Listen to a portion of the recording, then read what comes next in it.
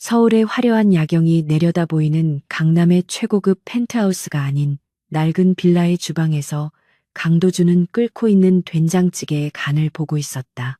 그는 방금 전까지 암호화된 위성 전화를 통해 뉴욕 증시의 흐름을 뒤바꿀 수 있는 수천억 원 규모의 공매도 주문을 지시한 참이었지만 지금 그에게 가장 중요한 문제는 찌개의 염도 조절이었다. 넥서스 캐피털이라는 거대 자본을 움직이는 실질적인 오너이자 금융계의 유령으로 불리는 그가 낡은 앞치마를 두르고 콩나물을 다듬는 모습은 그 누구도 상상할 수 없는 기이한 부조화였다.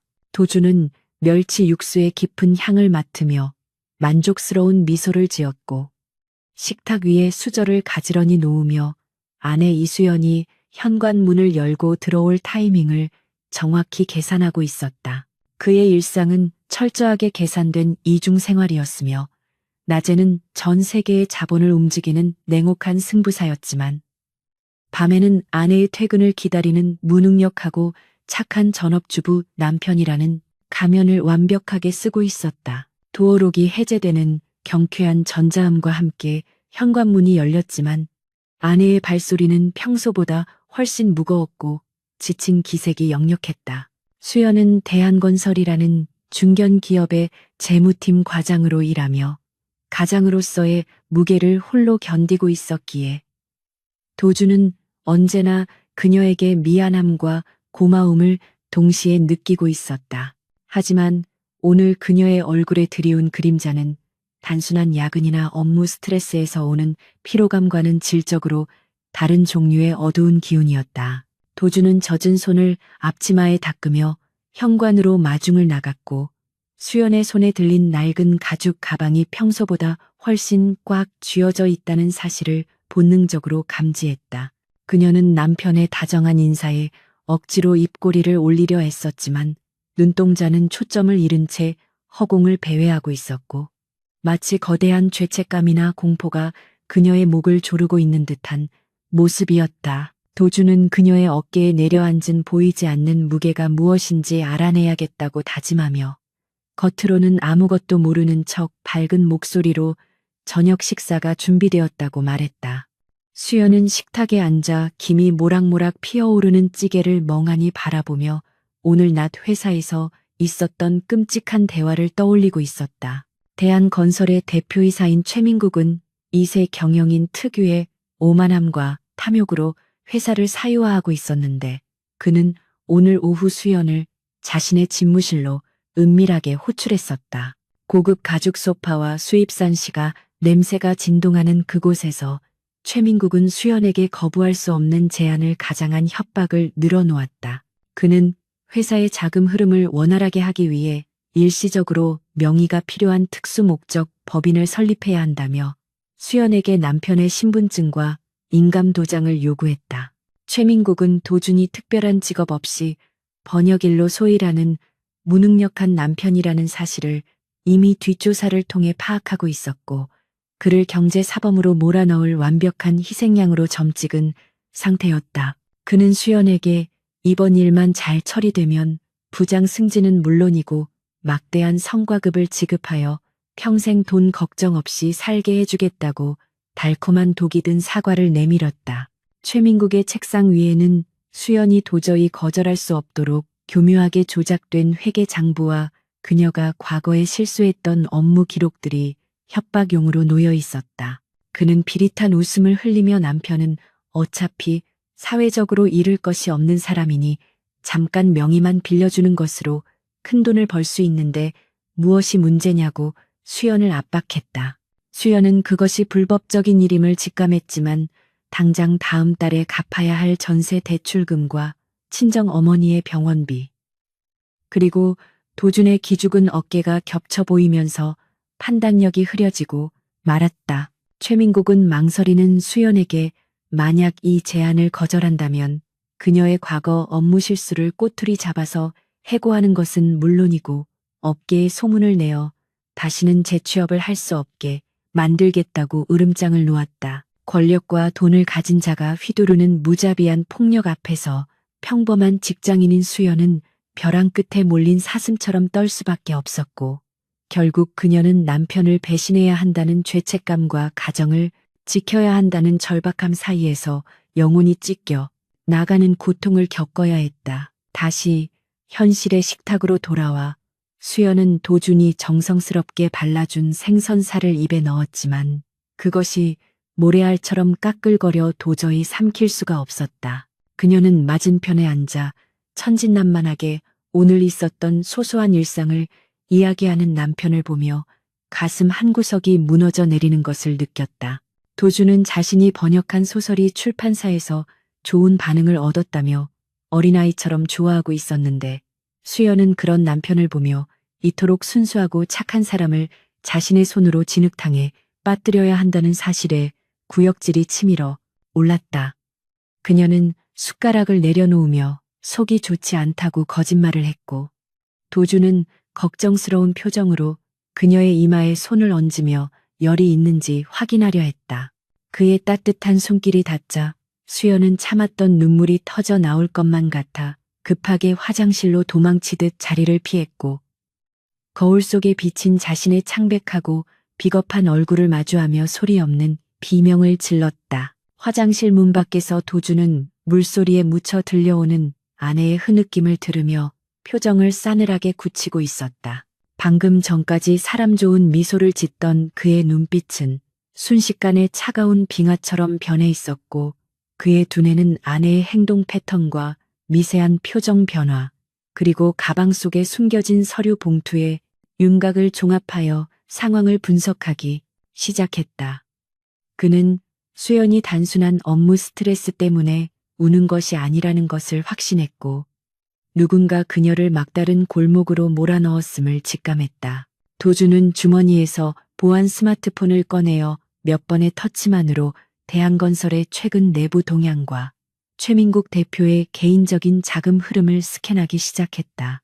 화면에 떠오른 데이터들은 최민국이 거액의 도박빚과 비자금 조성 실패로 인해 심각한 자금난을 겪고 있다는 사실을 가리키고 있었고 도준은 퍼즐 조각이 맞춰지는 것을 느끼며 입가에 냉소적인 미소를 머금었다.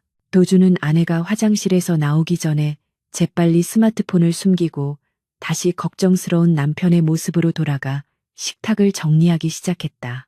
그는 설거지를 하면서도 머릿속으로는 이미 대한건설과 최민국을 무너뜨리기 위한 수십 가지의 시나리오를 구상하고 있었고 감히 자신의 가족을 건드린 대가가 얼마나 혹독한지 보여주겠다고 다짐했다.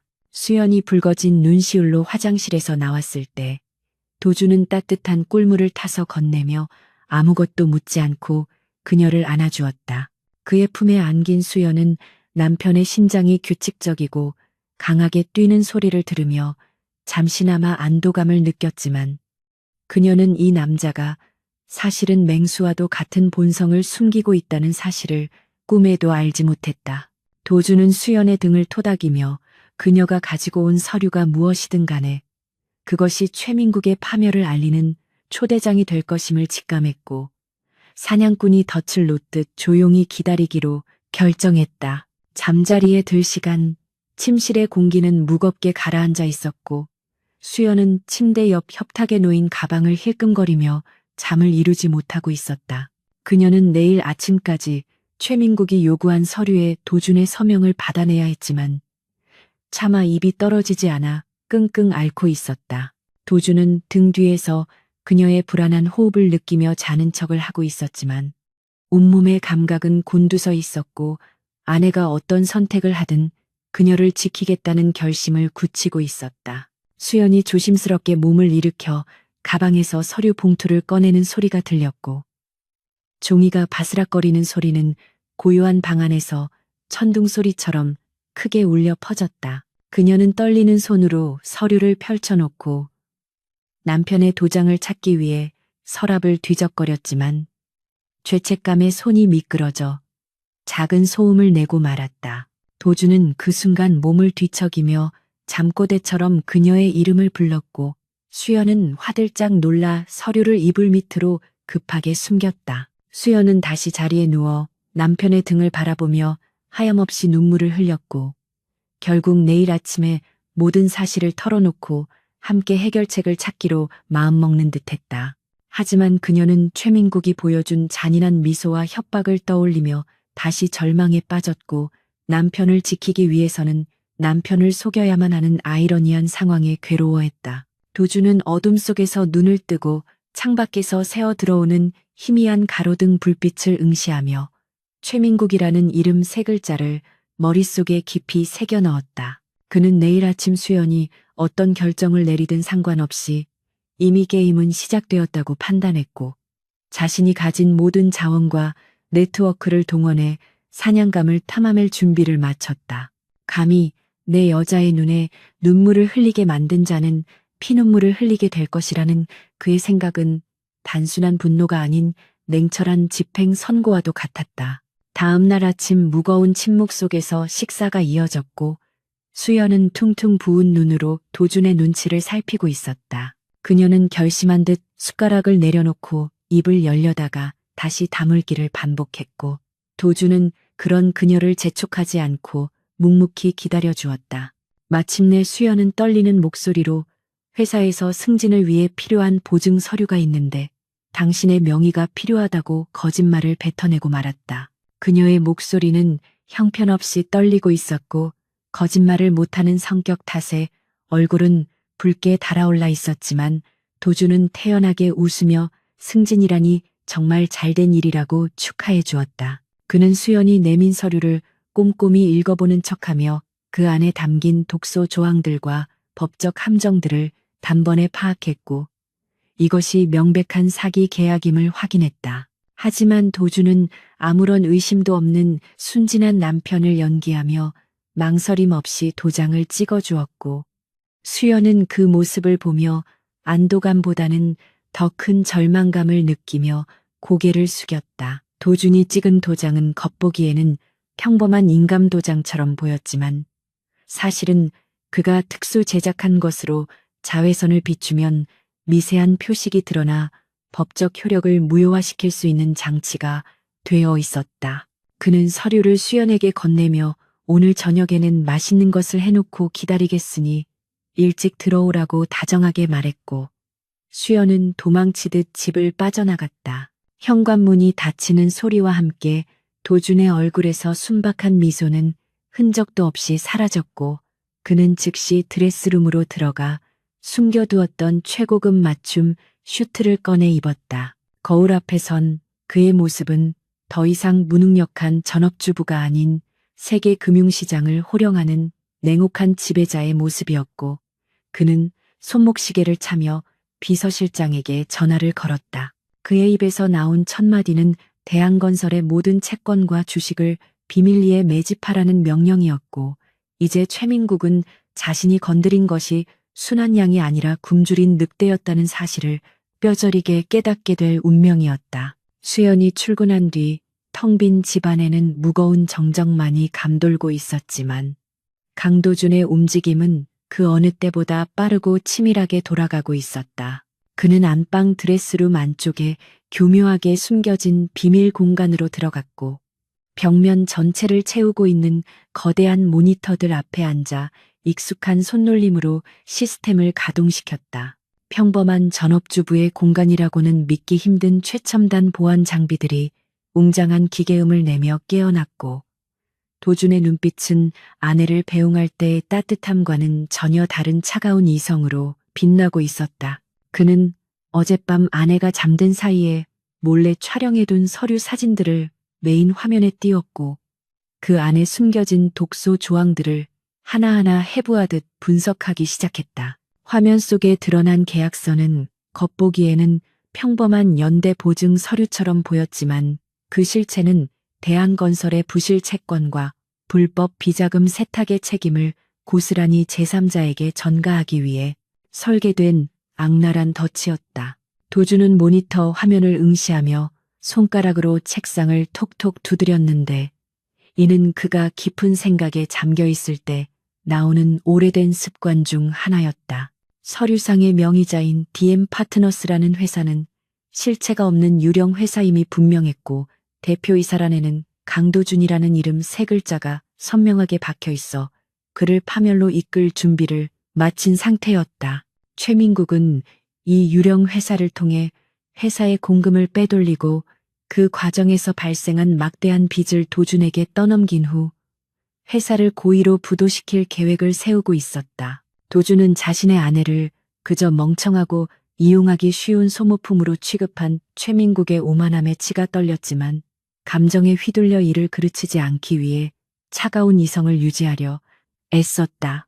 그는 즉시 암호화된 메신저를 열어 넥서스 캐피털의 정보팀장인 제임스 킴에게 접속했고 대한건설과 최민국에 대한 모든 정보를 샅샅이 뒤져서 보고하라는 짧고 명확한 지령을 내렸다. 지구 반대편에 있는 제임스 킴은 보스의 갑작스러운 호출과 타깃이 한국의 일개 중견 건설사라는 점에 의아해했지만 지체 없이 정예 요원들을 소집하여 정보 수집에 착수했다. 넥서스 캐피털의 정보력은 웬만한 국가 정보기관을 능가하는 수준이었기에 불과 1시간도 지나지 않아 대한건설의 치부가 담긴 방대한 데이터들이 도준의 서버로 전송되기 시작했다. 도준은 쏟아지는 정보들을 빠른 속도로 훑어내려갔고 예상대로 최민국의 재정 상태가 이미 회생 불가능한 수준으로 망가져 있다는 사실을 확인했다. 최민국은 마카오 원정 도박으로 수백억 원을 날린 것도 모자라 사채업자들에게 쫓기고 있었고 회사의 알짜 자산들을 헐값에 매각하여 급한 불을 끄고 있는 실정이었다. 그는 자신의 방탕한 생활을 유지하기 위해 회사 직원들의 급여를 체불하고 하청 업체들에게 대금 지급을 미루는 등 경영자로서 최소한의 도덕성조차 상실한 인간 쓰레기에 불과했다. 같은 시각 이수연은 떨리는 가슴을 안고 최민국의 대표이사 집무실 문 앞에 서서 심호흡을 하고 있었다. 그녀의 손에는 도준의 도장이 찍힌 서류 봉투가 들려 있었지만 그것은 마치 시한폭탄처럼 느껴져 당장이라도 집어던지고 도망치고 싶은 충동을 불러일으켰다. 수연은 비서의 안내를 받아 집무실로 들어섰고 거만한 자세로 의자에 기대 앉아있던 최민국은 그녀를 보자마자 입가에 비열한 미소를 띠며 자리에서 일어났다. 그는 수연이 건넨 봉투를 낚아채듯 받아들고는 서류 내용을 꼼꼼히 확인하기 시작했는데 그의 눈은 탐욕으로 번들거리고 있었다.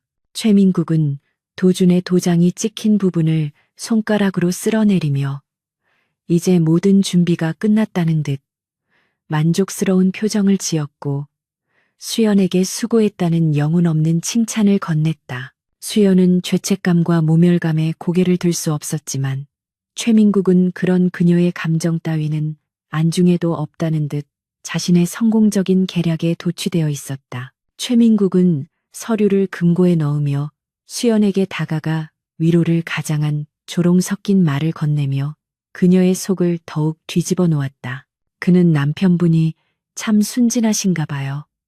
이런 서류에 묻지도 따지지도 않고 도장을 찍어주다니라며 비꼬았고 수연은 주먹을 꽉 쥐며 치밀어 오르는 분노를 억눌러야 했다. 최민국은 수연의 어깨를 툭툭 치며 이번 일만 잘 마무리되면 약속한 승진은 확실하니 너무 걱정하지 말라고 말했지만 그의 말투에는 상대를 완전히 장악했다는 우월감이 깔려 있었다. 수연은 네, 알겠습니다라고 짧게 대답하고 도망치듯 집무실을 빠져나왔고 복도 구석에 숨어 참았던 눈물을 쏟아내며 자신의 무력함을 한탄했다.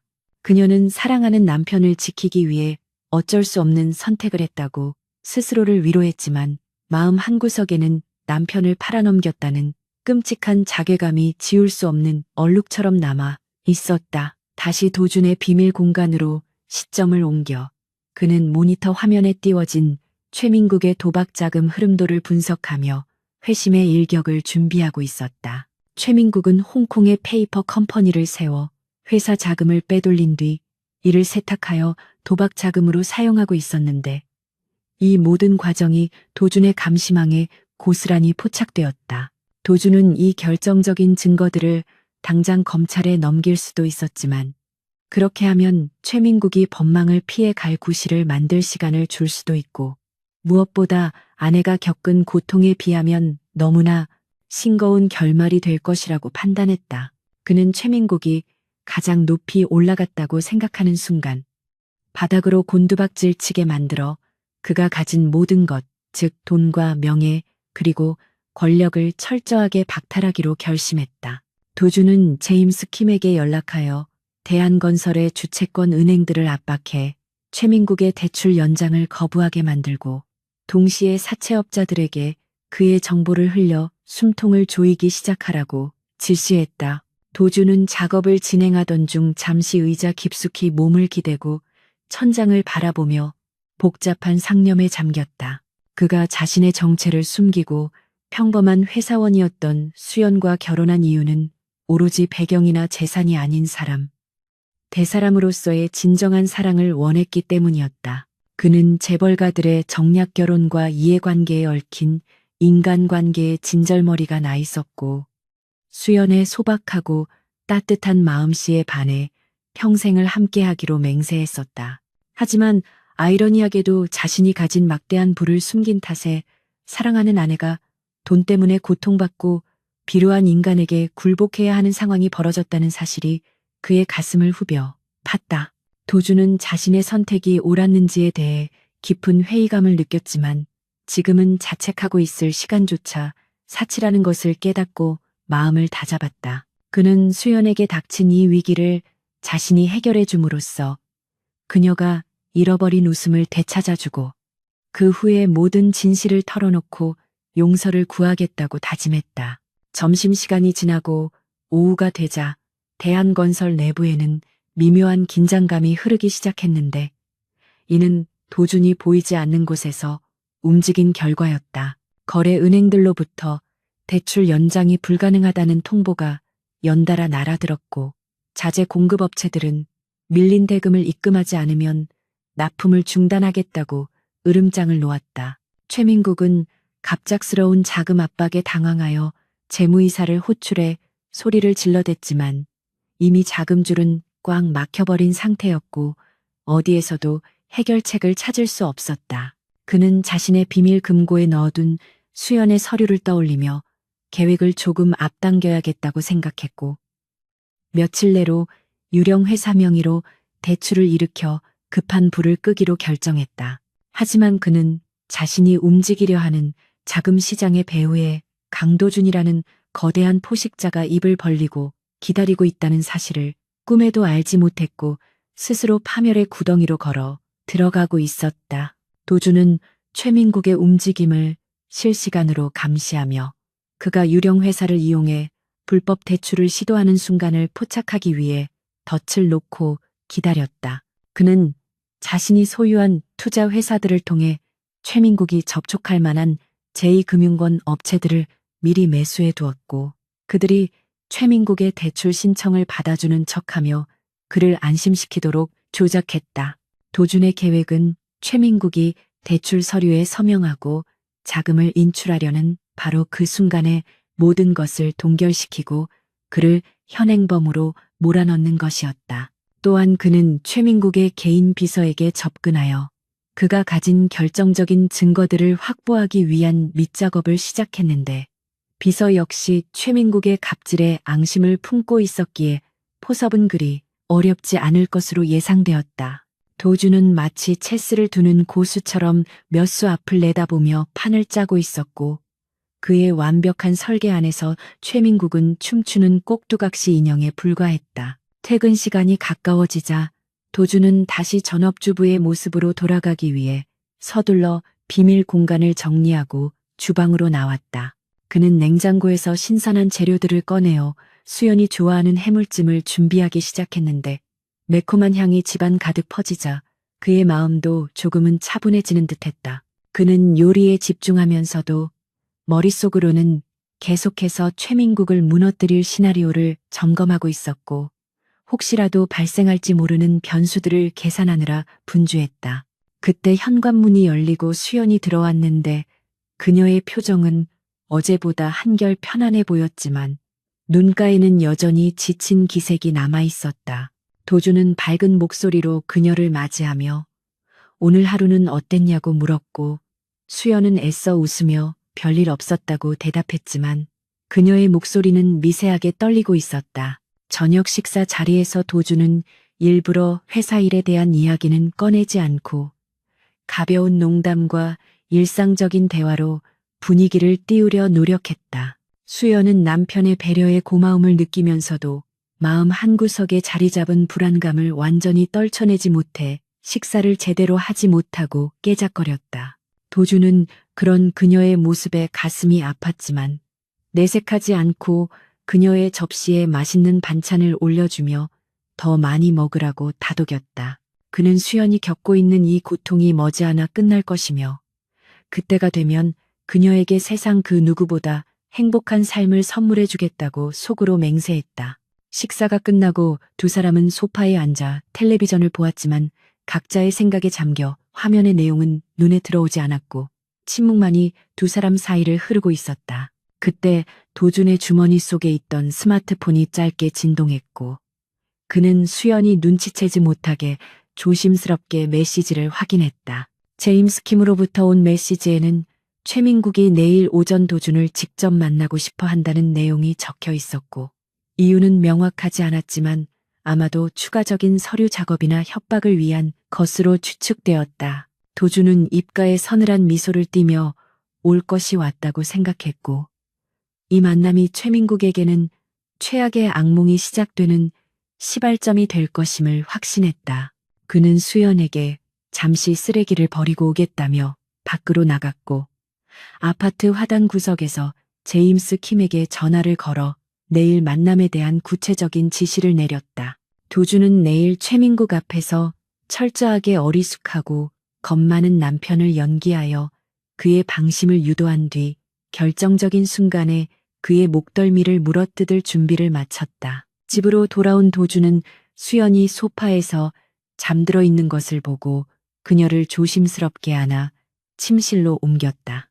잠든 수연의 얼굴은 천사처럼 평온해 보였지만 미간에는 옅은 주름이 잡혀 있어 꿈속에서도 근심을 놓지 못하고 있음을 짐작게 했다.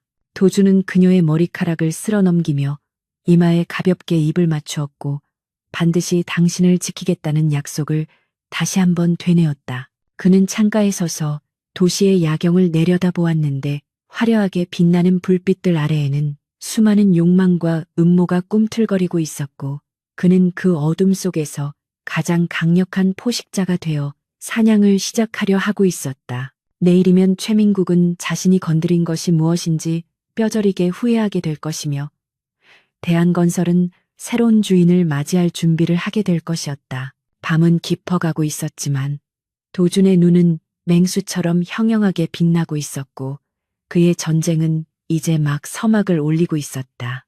다음 날 아침 도준은 평소보다 일찍 일어나 가장 허름하고 낡은 옷을 골라 입었는데 목이 늘어난 티셔츠와 무릎 나온 트레이닝 바지는 그를 완벽한 백수처럼 보이게 만들었다.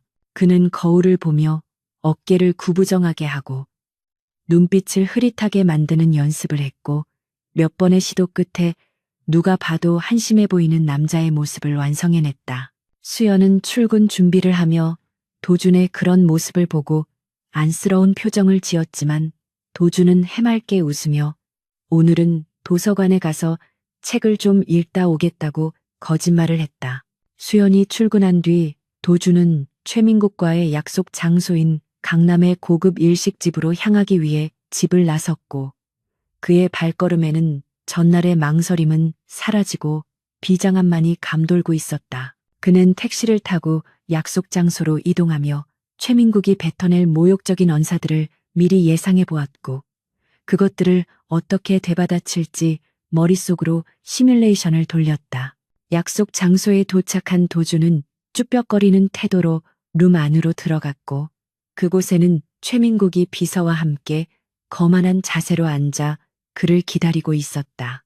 최민국은 도준의 행색을 훑어보며 노골적으로 경멸하는 눈빛을 보냈고 비서와 눈짓을 교환하며 비웃음을 흘렸다. 도준은 최민국의 기에 눌린 척 고개를 숙이고 자리에 앉았고 최민국은 다짜고짜 서류 한 장을 테이블 위에 던지며 여기에 서명하라고 윽박질렀다. 그것은 지난번 서류의 연장선상에 있는 추가 보증 각서였는데 내용인즉슨 회사의 채무 불이행 시 도준이 개인 자산은 물론이고 신체 포기까지 감수하겠다는 끔찍한 내용이 담겨 있었다. 도주는 떨리는 손으로 서류를 집어들고 내용을 읽는 척하며 속으로는 최민국의 파렴치함에 혀를 찼고 이자가 인간으로서 넘지 말아야 할 선을 넘었다는 것을 확신했다. 이제 연극은 끝날 시간이 다가오고 있었고 도주는 서서히 고개를 들어 최민국의 눈을 똑바로 바라보았다. 고급 일식집의 은밀한 룸 안에는 숨막히는 침묵과 함께 비릿한 생선 냄새가 감돌고 있었는데 그것은 마치 최민국의 탐욕스러운 욕망을 대변하는 듯했다. 최민국은 도준의 시선을 비웃으며 테이블 위에 놓인 사케잔을 들어 단숨에 들이켰고 붉게 달아오른 얼굴로 거만한 웃음을 터뜨렸다.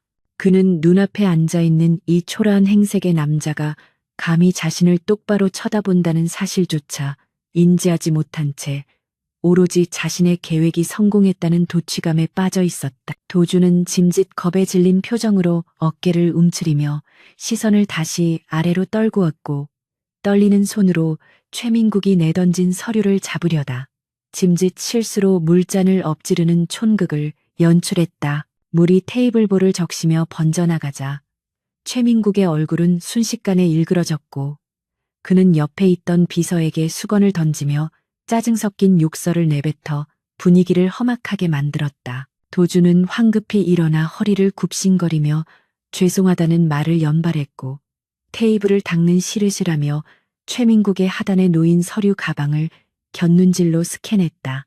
그의 눈은 두려움에 가득 차 있는 것처럼 보였지만 사실은 그 가방의 잠금장치 패턴과 브랜드 로고의 마모 상태를 통해 그 안에 들어있을 내용물의 부피와 중요도를 계산하고 있었다. 최민국은 그런 도준을 보며 한심하다는 듯 혀를 찼고 남자가 되어서 처신 하나 똑바로 못하니 마누라가 밖에서 고생하는 것이라며 인신공격적인 발언을 서슴지 않았다. 도준은 모욕적인 언사에 주먹이 쥐어지는 것을 느꼈지만 이내 손에 힘을 풀고 비굴한 미소를 지으며 대표님의 말씀이 다 맞다며 맞장구를 쳤다. 이것은 도준이 철저하게 계산된 시나리오 속에서 최민국의 방심을 유도하고 그가 스스로 자신의 치부를 드러내도록 만들기 위한 고도의 심리전이었다. 최민국은 도준의 비굴한 태도에 만족감을 느끼며 다시 본론으로 돌아와 서류에 서명할 것을 종용했는데 그의 목소리에는 상대를 완전히 제압했다는 우월감이 배어 있었다. 그는 이 서류만 작성하면 자네 아내인 이 과장은 내일부터 바로 부장으로 승진 발령이 날 것이고 연봉도 파격적으로 인상될 것이라며 지키지도 않을 약속을 남발했다. 도주는 볼펜을 쥐고 망설이는 척하며 정말로 우리 수연이가 승진할 수 있는 것이냐고 재차 물었고 최민국은 귀찮다는 듯 손사래를 치며 내가 대한민국 굴지의 건설사 대표인데 거짓말을 하겠느냐고 호통을 쳤다.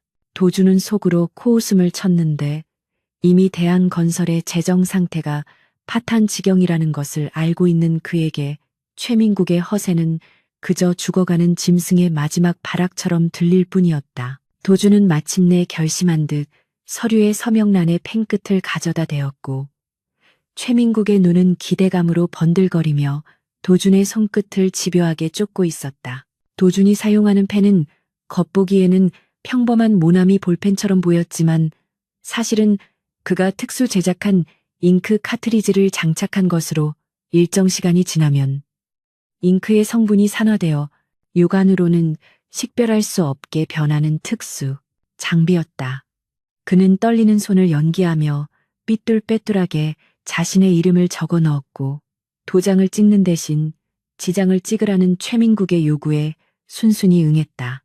최민국은 도준의 빨간 지장이 서류에 찍히는 순간 승리의 미소를 지으며 이제 모든 법적 책임은 이 멍청한 남편에게 넘어갔다고 확신했다. 그는 서류를 낚아채듯 가져가 확인한 뒤 비서에게 눈짓을 보내 봉투에 넣도록 지시했고 도준에게는 이제 볼 일 없으니 당장 나가보라고 손짓했다. 도준은 자리에서 일어나 90도로 허리를 숙여 인사하며 수연이를 잘 부탁드린다는 말을 남기고 룸을 빠져나왔는데 문이 닫히는 순간 그의 표정은 극적으로 변화했다.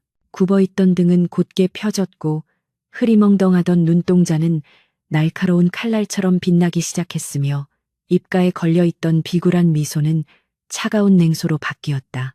그는 주머니에서 초소형 녹음기를 꺼내어 작동을 중지시켰는데 그 안에는 최민국이 뱉은 협박과 불법적인 회유, 그리고 사기 행각을 입증할 모든 대화 내용이 고음질로 녹음되어 있었다.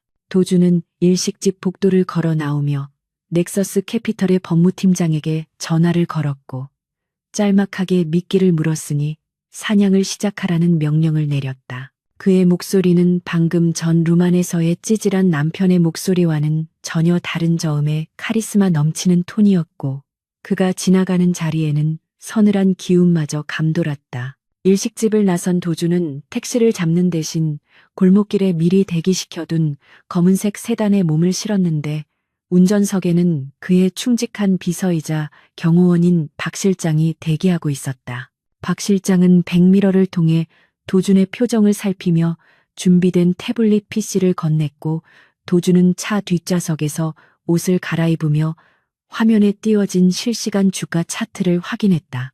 화면 속 대한건설의 주가는 도준의 작전 세력에 의해 미세하게 요동치고 있었는데 이는 폭풍전야의 고요함처럼 곧 닥쳐올 대폭락을 예고하고 있었다. 도준은 박 실장에게 오늘 확보한 녹취 파일을 암호화하여 클라우드 서버에 업로드하고 최민국의 차명 계좌들을 동결시키기 위한 가처분 신청을 준비하라고 지시했다. 차는 강남의 빌딩 숲을 가로지르며 미끄러지듯 달렸고 도주는 창밖을 바라보며 수연이 겪었을 마음 고생을 생각하니 가슴 한구석이 욱신거려왔다. 같은 시각 이수연은 사무실 책상에 앉아 일이 손에 잡히지 않아 불안에 떨고 있었는데 최민국이 도준을 만났다는 사실을 알고 있었기에 혹시라도 남편이 실수를 하거나 봉변을 당하지 않았을까 걱정되었다. 그녀는 핸드폰을 만지작거리며 도준에게 전화를 걸까 수십 번도 더 고민했지만 회의 중일지도 모르는 최민국의 심기를 건드릴까봐 차마 통화 버튼을 누르지 못했다. 그때 사무실 문이 열리고 최민국이 기분 좋은 표정으로 들어왔는데 그는 수연의 자리로 다가와 책상을 두드리며 큰 소리로 남편이 아주 협조적이어서 일이 잘 풀렸다고 떠벌렸다. 직원들의 시선이 집중되자 수연은 얼굴이 화끈거려 쥐구멍이라도 찾고 싶은 심정이었지만 억지로 미소를 지으며 다행이라고 대답할 수밖에 없었다. 최민국은 수연에게 오늘은 일찍 퇴근해서 남편에게 맛있는 거라도 사주라며 5만 원권 지폐 몇 장을 던져주었는데 그것은 마치 거지에게 적선하는 듯한 모욕적인 행동이었다. 수연은 바닥에 떨어진 지폐를 주우며 치밀어 오르는 수치심에 입술을 깨물었고 동료 직원들의 수근거리는 소리가 귓가에 맴돌아 정신이 혼미해질 지경이었다. 그녀는 이 모든 수모를 견디는 것이 오로지 가정을 지키기 위함이라고 스스로를 다독였지만 마음속 깊은 곳에서는 무언가가 산산조각 나는 소리가 들렸다. 최민국이 자신의 집무실로 들어가자 사무실 안의 공기는 다시 무겁게 가라앉았고 수연은 화장실로 달려가 찬물로 세수를 하며 붉어진 눈시울을 식혔다. 거울 속에 비친 자신의 모습은 너무나 초라하고 비참해 보였지만 그녀는 문득 도준의 해맑은 미소를 떠올리며 다시 한번 힘을 내야겠다고 다짐했다. 그녀는 남편이 아무것도 모른 채 자신을 믿고 지지해주고 있다고 생각했기에 자신이 무너지면 가정이 붕괴될 것이라는 책임감이 그녀를 지탱하는 유일한 버팀목이었다. 한편 도준은 넥서스 캐피털의 비밀 작전 상황실에 도착하여 거대한 스크린 앞에 섰는데 그곳에는 전 세계 각지에서 선발된 금융 전문가들이 대한건설 공략을 위해 대기하고 있었다. 도준은 마이크를 잡고 브리핑을 시작했는데 그의 분석은 날카롭고 정확하여 최민국의 숨겨진 자금줄과 불법 거래 내역들을 적나라하게 파헤쳤다. 그는 최민국이 홍콩과 버진 아일랜드에 설립한 유령 회사들의 네트워크 구조를 도식화하여 보여주었고 이를 통해 자금이 어떻게 세탁되어 흘러갔는지를 설명했다. 작전실의 요원들은 도준의 지시에 따라 각국의 금융당국에 익명으로 제보 메일을 발송했고, 동시에 언론사 탐사보도팀에게 최민국의 비리 자료를 흘리기 시작했다. 이것은 단순한 복수가 아니라 사회악을 제거하고 썩은 부위를 도려내는 대수술과도 같은 작업이었으며, 도준은 집도의가 되어 메스를 들고 있었다. 도준은 작전을 지휘하면서도 한편으로는 수연의 퇴근 시간에 맞춰 저녁 식사를 준비해야 한다는 사실을 잊지 않고 있었다. 그는 박 실장에게 최고급 한우와 신선한 식재료를 준비해 두라고 미리 일러두었고, 작전이 어느 정도 궤도에 오르자 다시 평범한 남편으로 돌아가기 위해 서둘러 옷을 갈아입었다. 그는 상황실을 나서며 요원들에게 오늘 밤 자정까지 최민국의 모든 신용카드를 정지시키고 그의 명의로 된 부동산들의 가압류를 걸어놓으라고 마지막 지시를 내렸다. 도준의 이중 생활은 육체적으로 고단한 일이었지만 사랑하는 아내를 위해 그리고 정의를 구현하기 위해 감수해야 할 필연적인 숙명과도 같았다. 그는 엘리베이터를 타고 내려오면서 오늘 저녁에는 수연에게 어떤 위로의 말을 건넬지 고민했고, 그녀가 좋아할 만한 요리 레시피를 머릿속으로 떠올렸다. 수연이 퇴근하여 집에 도착했을 때 집안에는 고소한 고기 굽는 냄새가 진동하고 있었고, 도준은 앞치마를 두르고 식탁을 차리고 있었다. 그는 수연을 보자마자 현관으로 달려나가 그녀의 가방을 받아들었고, 오늘 최 대표님을 만나서 서류를 잘 전달했다며 천진난만하게 보고했다. 수연은 남편의 밝은 얼굴을 보며 가슴이 미어지는 듯한 통증을 느꼈지만 애써 웃으며 고생했다고 말해주었고, 도준이 내민 최민국의 용돈 5만 원짜리를 보며 씁쓸한 표정을 감추지 못했다. 도준은 그 돈을 받아들고는 오늘 저녁은 이걸로 맛있는 후식을 사 먹자며 아무것도 모르는 척 너스레를 떨었지만 속으로는 그 돈을 찢어버리고 싶은 충동을 억눌러야 했다. 두 사람은 식탁에 마주 앉아 고기를 구워 먹으며 대화를 나누었지만 서로의 눈빛 속에는 말하지 못한 비밀과 근심이 교차하고 있었다. 식사가 끝난 후 도준은 설거지를 하며 거실에 앉아 있는 수연의 뒷모습을 바라보았는데 그녀의 어깨가 축 처져 있는 것이 너무나 안쓰러워 보였다. 그는 설거지를 마치고 과일을 깎아들고 거실로 나갔고 수연의 옆에 앉아 그녀의 어깨를 감싸 안으며 무슨 일이 있어도 내가 당신 편이라는 것을 잊지 말라고 속삭였다. 수연은 남편의 따뜻한 위로에 결국 참았던 눈물을 터뜨렸고 도준의 품에 안겨 오열하며 오늘 하루 겪었던 모멸감과 서러움을 토해냈다.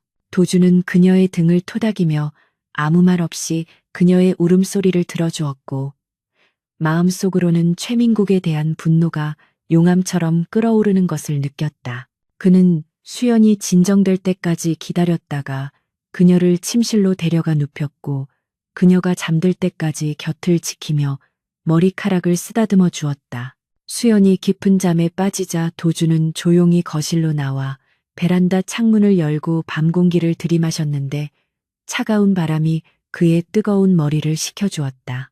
그는 스마트폰을 꺼내어 제임스 킴으로부터 온 메시지를 확인했는데 작전이 성공적으로 진행되어 최민국의 자금줄이 완전히 차단되었다는 보고가 들어와 있었다. 도준은 밤하늘의 달을 올려다보며 내일 아침이면 최민국은 지옥을 맛보게 될 것이라고 중얼거렸고 그의 눈빛은 어둠 속에서도 형형하게 빛났다. 이제 최민국에게 남은 시간은 얼마 없었고 그는 자신이 파놓은 함정에 스스로 걸어 들어간 꼴이 되어 빠져나갈 구멍조차 찾지 못할 것이었다.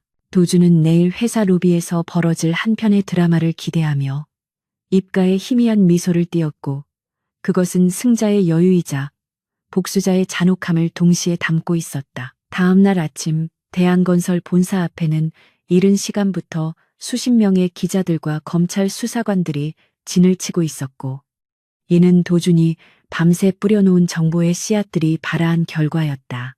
출근하던 직원들은 갑작스러운 상황에 당황하여 웅성거렸고 로비는 순식간에 아수라장으로 변해버렸다. 최민국은 아무것도 모른 채 자신의 최고급 세단을 타고 회사 정문에 도착했는데 차에서 내리자마자 쏟아지는 카메라 플래시 세례에 눈을 뜰 수가 없었다. 기자들은 그에게 횡령과 배임 혐의, 그리고 불법 비자금 조성 의혹에 대해 질문을 쏟아내었고, 최민국은 경호원들 뒤에 숨어 이게 무슨 짓이냐고 소리를 질러댔다. 그는 어제까지만 해도 세상을 다 가진 듯한 기세였지만 하루아침에 범죄자 취급을 받는 신세로 전락해버린 현실을 받아들일 수가 없었다.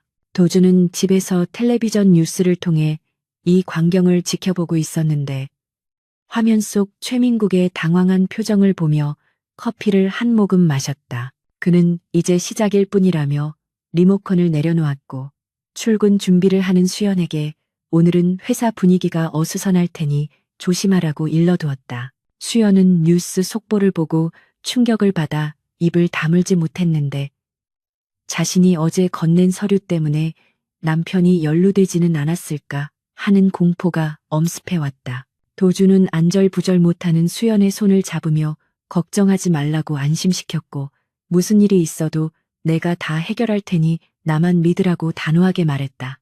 그의 눈빛은 그 어느 때보다 듬직하고 강렬하여 수연은 알 수 없는 믿음을 느끼며 고개를 끄덕였고 그렇게 두 사람의 운명을 건 하루가 다시 시작되었다. 대한건설 본사의 로비는 검찰 수사관들이 압수한 상자들을 나르는 모습과 이를 취재하려는 기자들의 플래시 세례로 인해 전쟁터를 방불케 했다. 직원들은 삼삼오오 모여 불안한 표정으로 회사의 미래에 대해 수군거렸고 이미 일부 눈치 빠른 임원들은 자신들의 짐을 챙겨 뒷문으로 빠져나가고 있었다.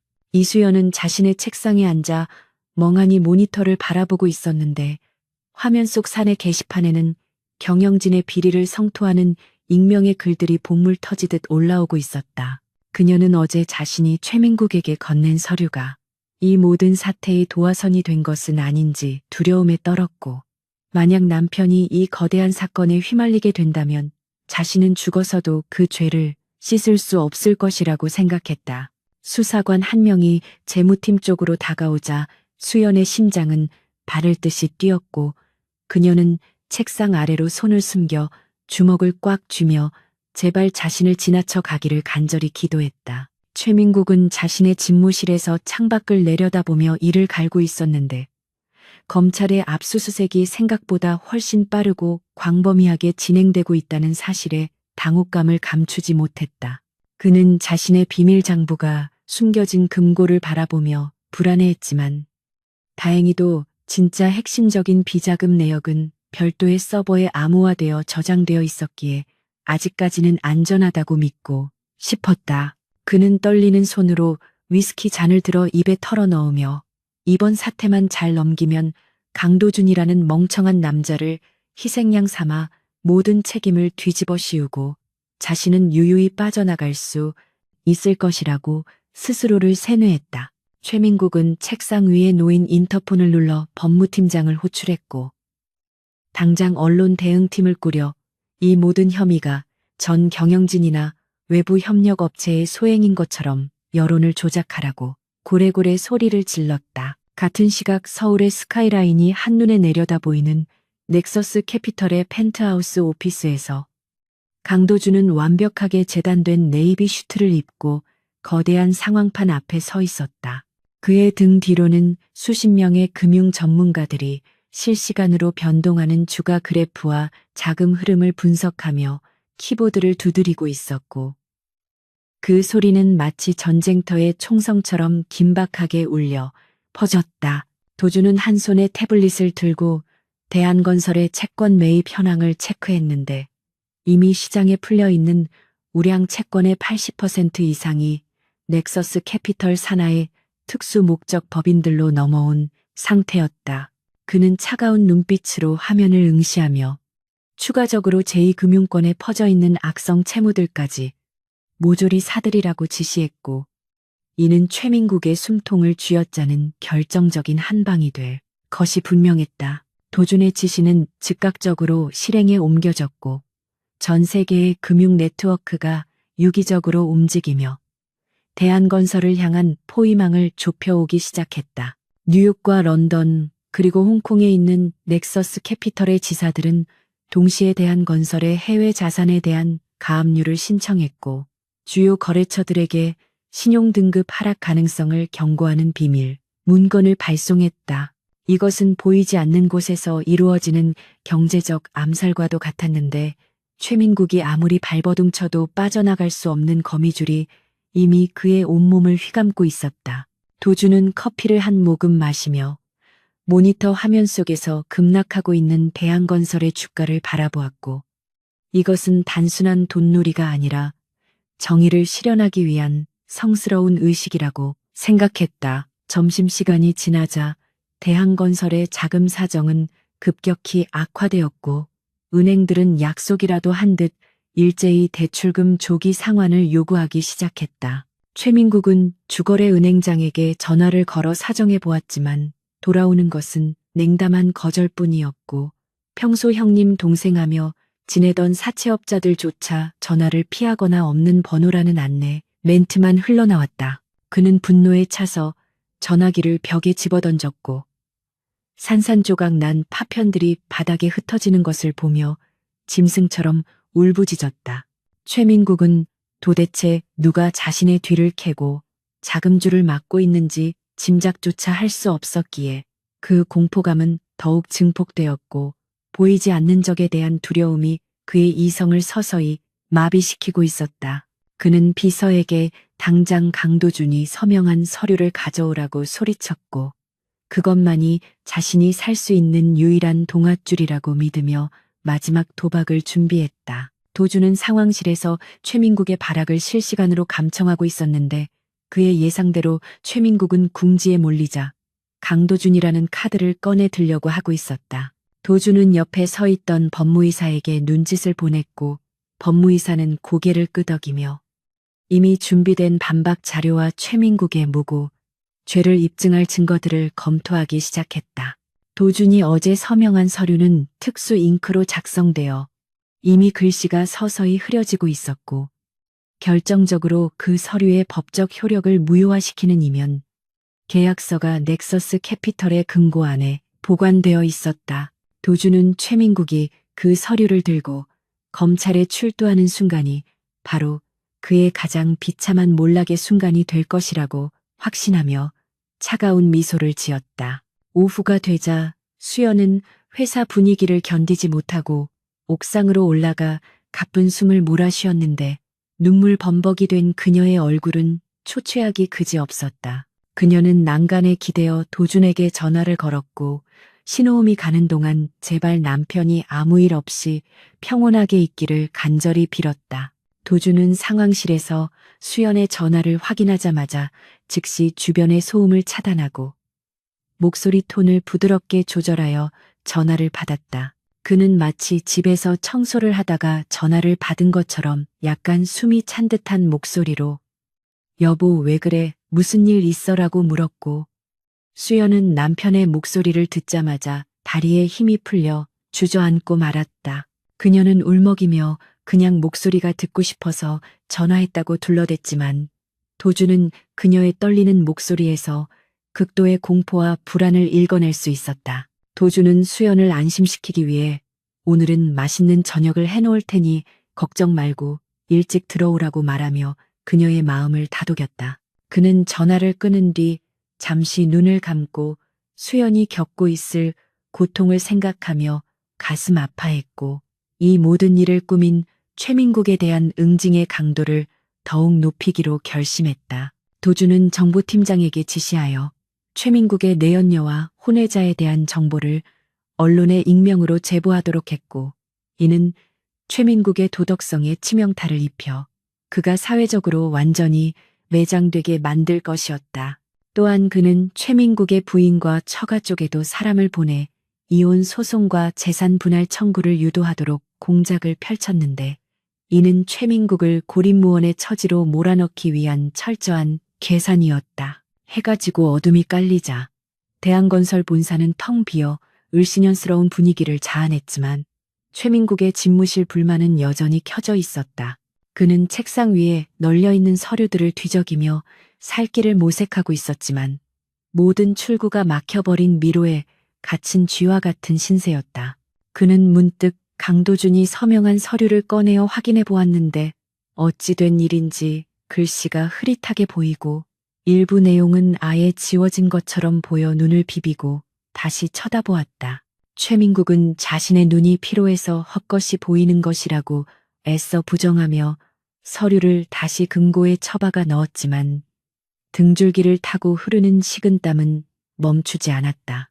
그는 내일 아침 기자회견을 열어 모든 비리를 강도준의 탓으로 돌리고 자신은 피해자 코스프레를 할 계획을 세우며 불안한 밤을 보내고 있었다. 도준은 퇴근 시간이 되자 다시 완벽한 남편으로 변신하여 집으로 돌아왔고 현관문을 열자마자 달려나와 품에 안기는 수연을 따뜻하게 맞아주었다.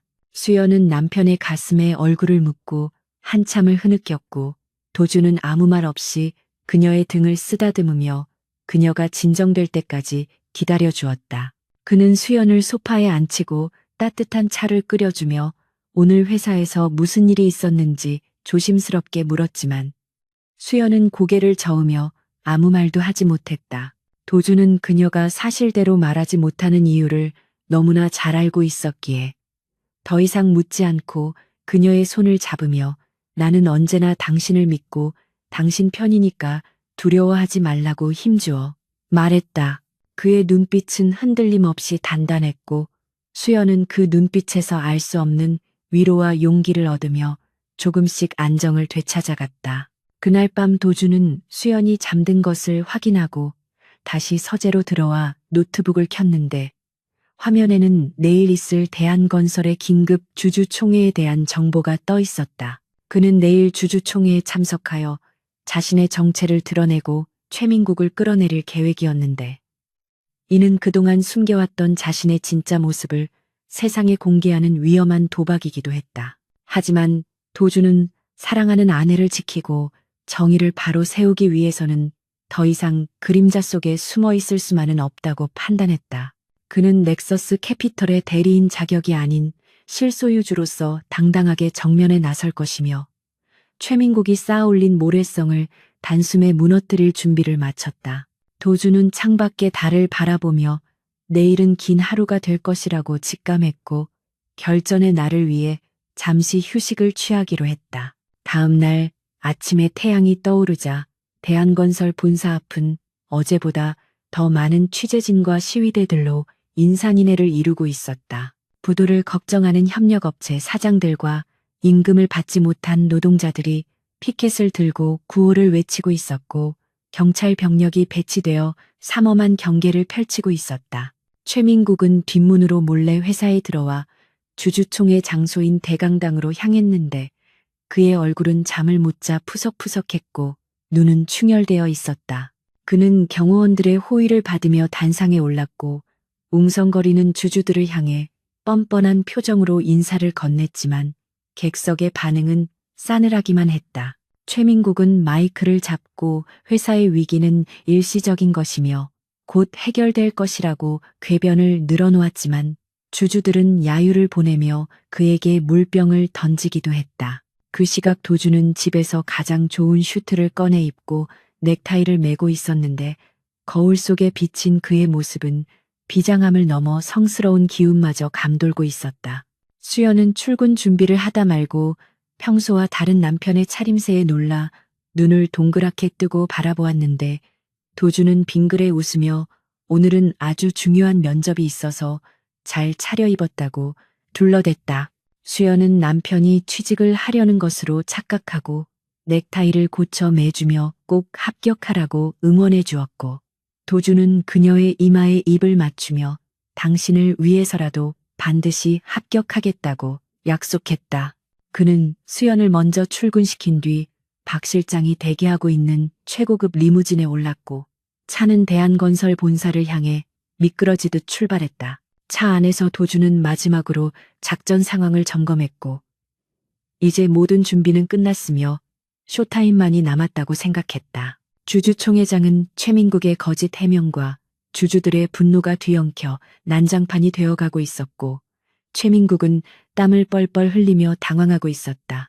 그는 준비해둔 시나리오대로 외부 세력의 개입과 특정 직원의 배임 횡령을 주장하려 했지만 증거를 요구하는 주주들의 목소리에 말문이 막히고 말았다. 그때 회의장 뒷문이 열리고 검은 양복을 입은 경호원들이 도열하며 길을 만들자 장내는 일순간 정적에 휩싸였다. 그 길을 따라 강도준이 당당한 발걸음으로 들어왔는데 그의 곁에는 세계적인 로펌의 변호사들과 회계사들이 수행하고 있어 그 위압감은 대단했다. 최민국은 눈을 가늘게 뜨고 들어오는 사람을 확인하려 했지만 역광 때문에 얼굴이 잘 보이지 않아 미간을 찌푸렸다. 도준이 단상 가까이 다가오자 그의 얼굴이 조명을 받아 선명하게 드러났고 최민국은 자신의 눈을 의심하며 뒷걸음질 쳤다.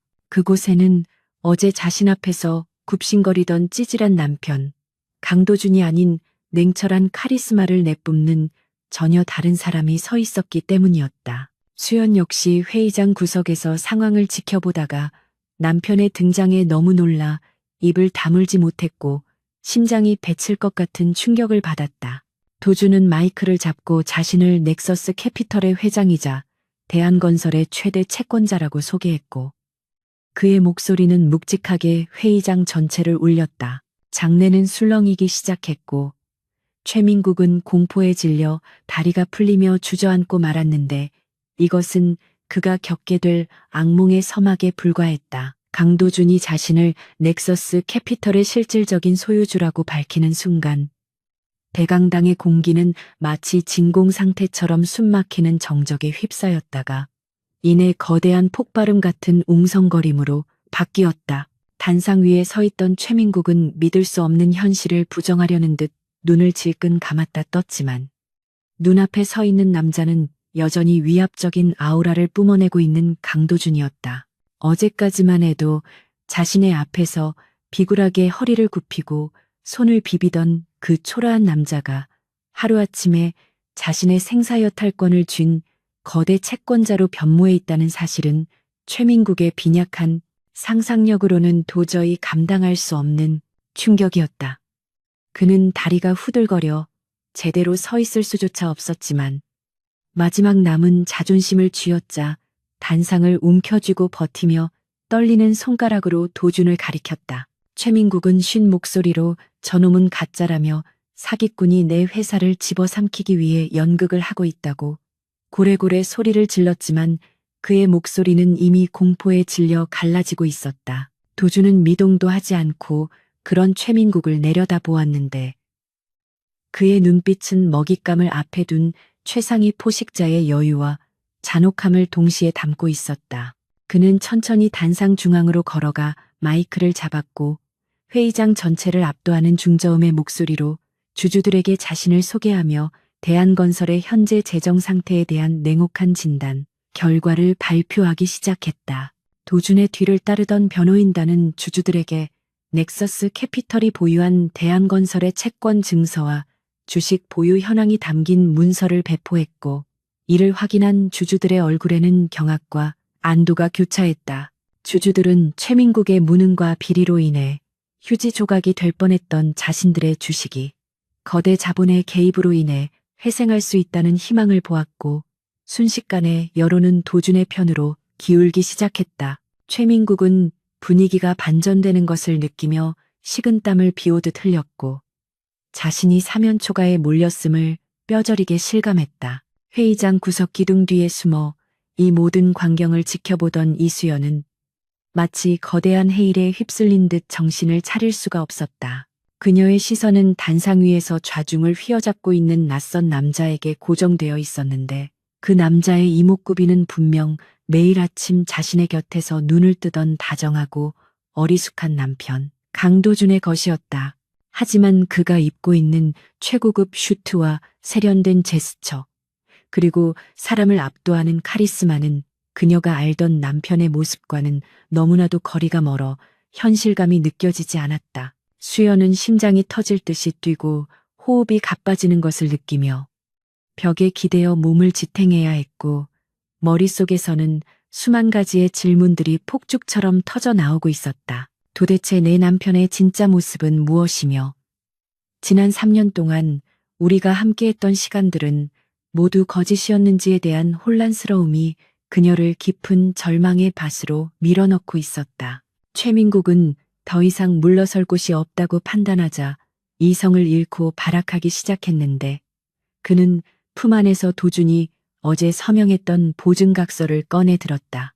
그는 회심의 미소를 지으며 강도준이 직접 서명한 이 서류가 바로 증거라며, 이 남자는 회사의 빚을 떠안기로 한 바지 사장일 뿐이라고 주장했다.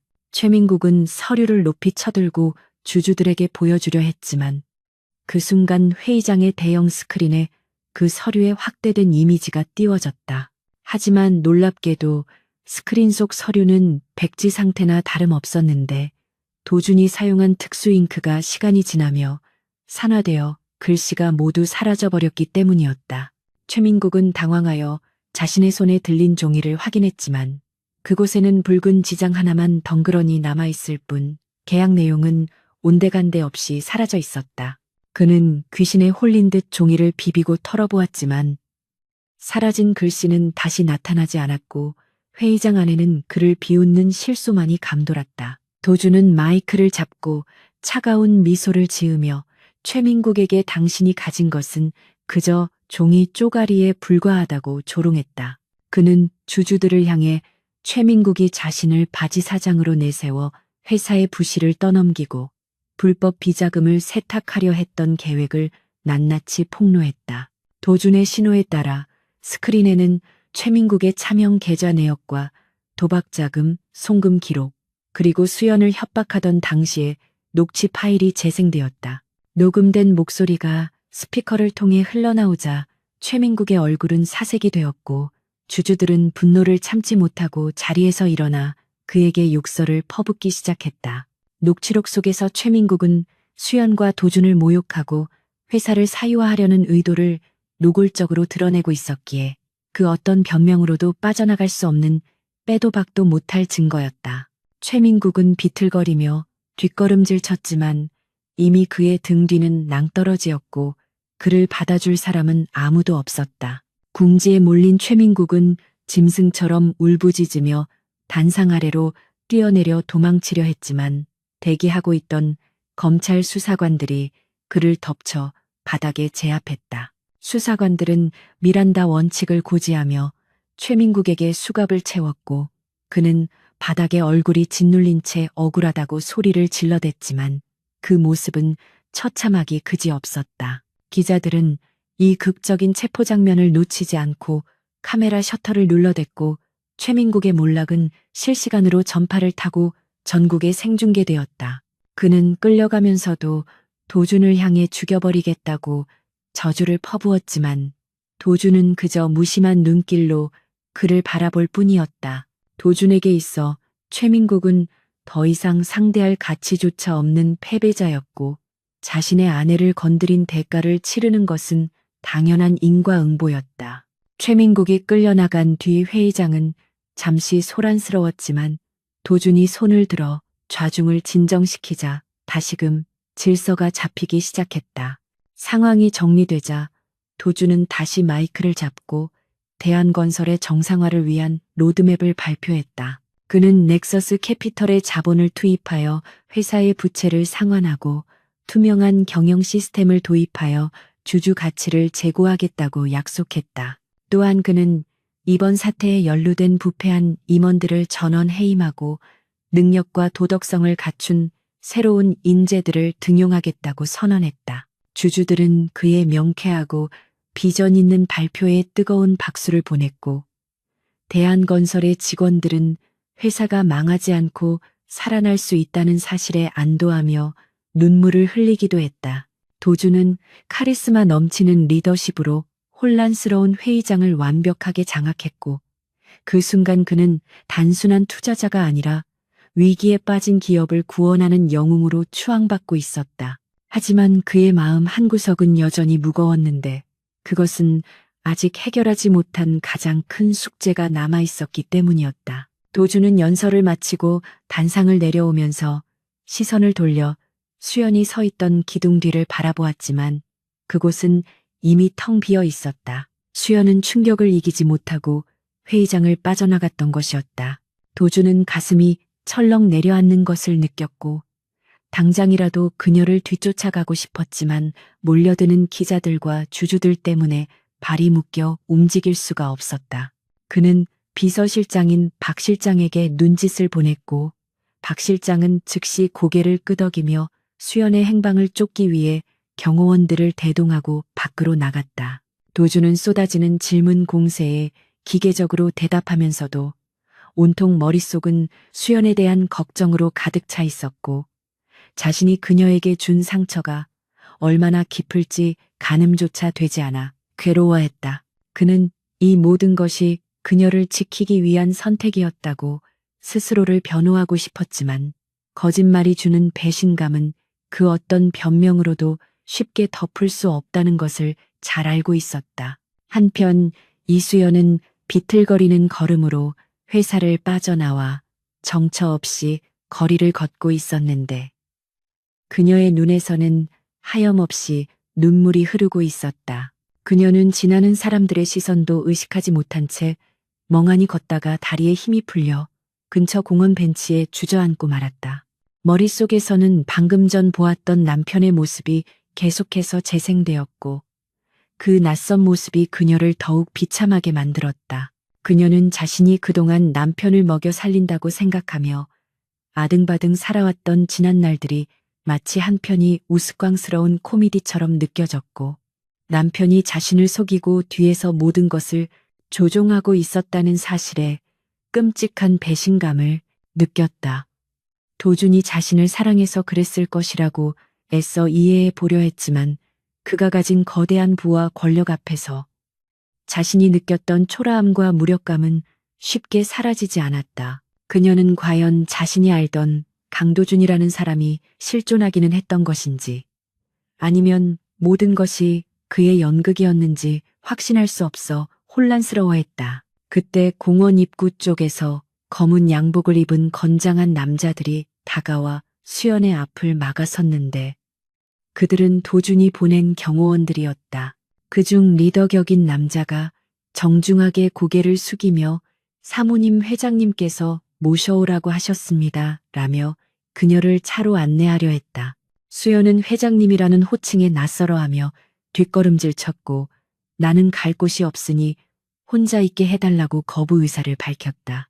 하지만 경호원은 난처한 표정을 지으며 지금은 기자들이 사모님을 찾고 있어서 위험할 수 있으니 안전한 곳으로 모시겠다고 끈질기게 설득했다.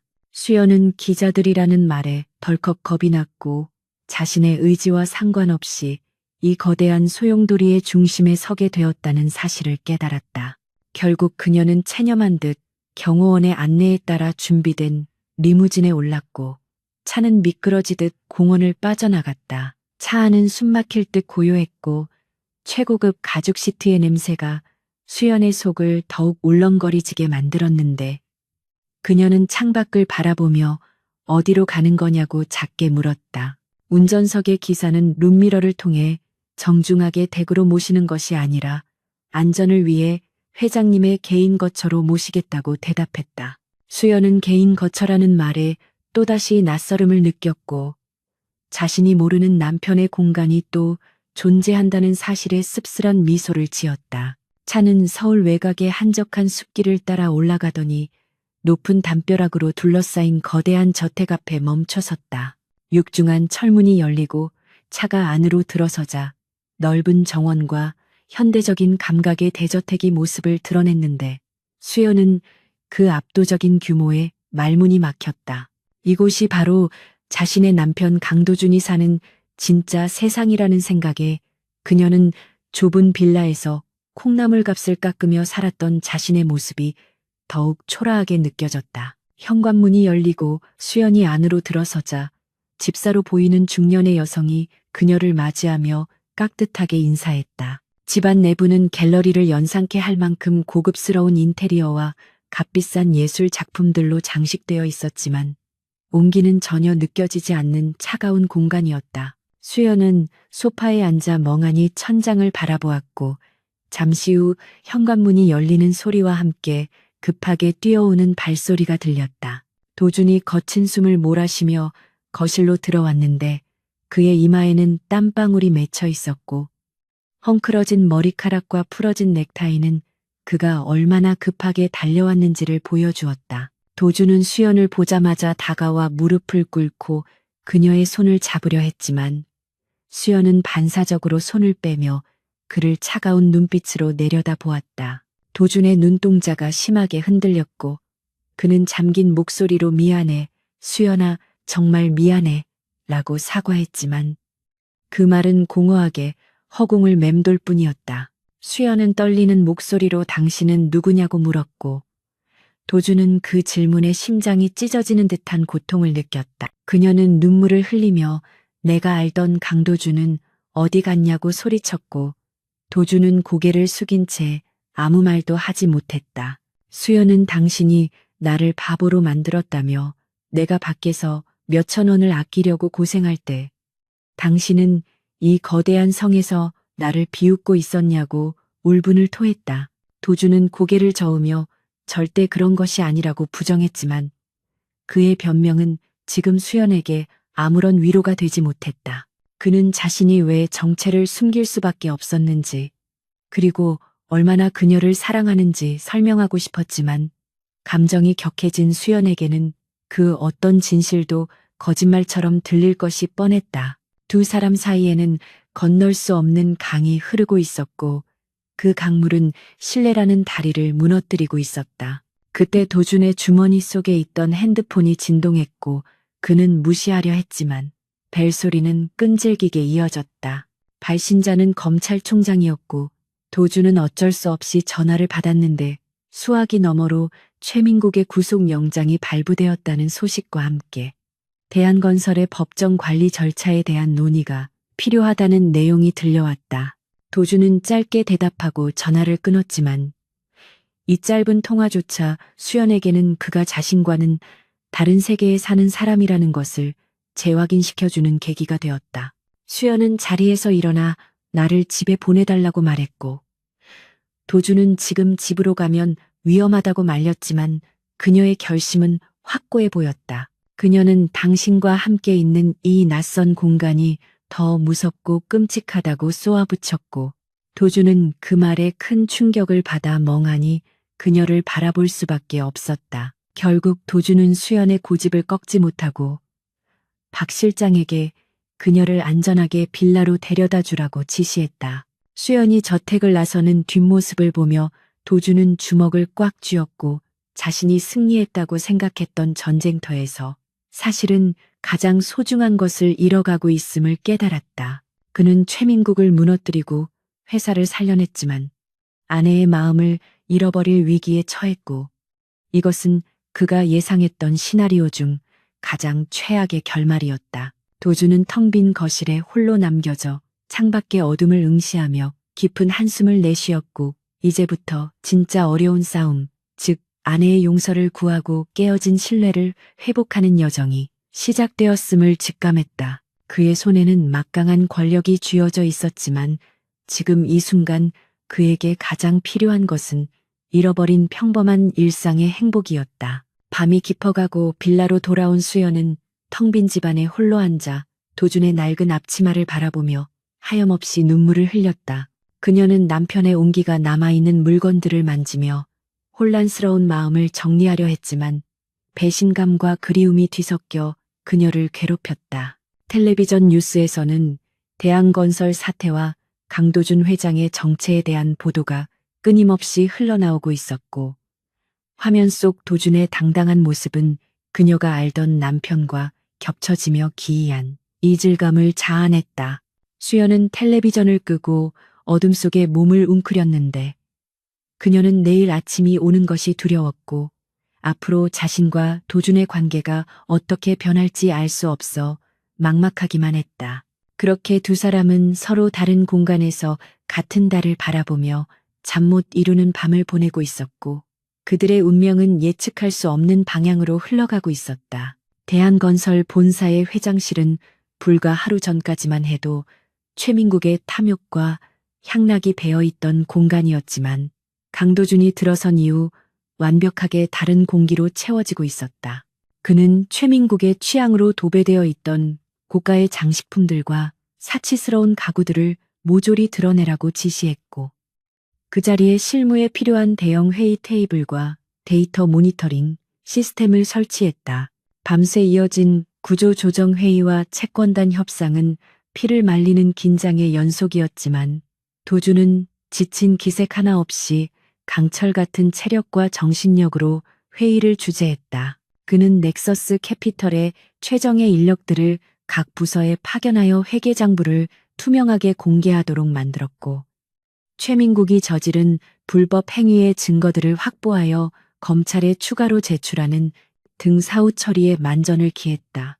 직원들은 하루아침에 바뀐 회사의 주인이 그동안 자신들의 등골을 빼먹던 악덕 사장이 아니라 합리적이고 냉철한 전문 경영인이라는 사실에 안도하면서도 그가 보여주는 압도적인 카리스마에 눌려 숨소리조차 크게 내지 못했다. 도주는 산더미처럼 쌓인 결제 서류들을 처리하면서도 시선은 틈틈이 책상 한 구석에 놓인 낡은 액자를 향하고 있었는데 그 속에는 수연과 함께 찍은 소박한 결혼사진이 들어 있었다. 그는 펜을 굴리며 수연이 지금쯤 무엇을 하고 있을지 밥은 챙겨 먹었는지 걱정했지만 차마 그녀에게 전화를 걸 용기가 나지 않아 휴대폰 화면만 켰다 끄기를 반복했다. 비서실장인 박 실장이 조심스럽게 들어와 사모님께서는 자택에서 두문불출하고 계시며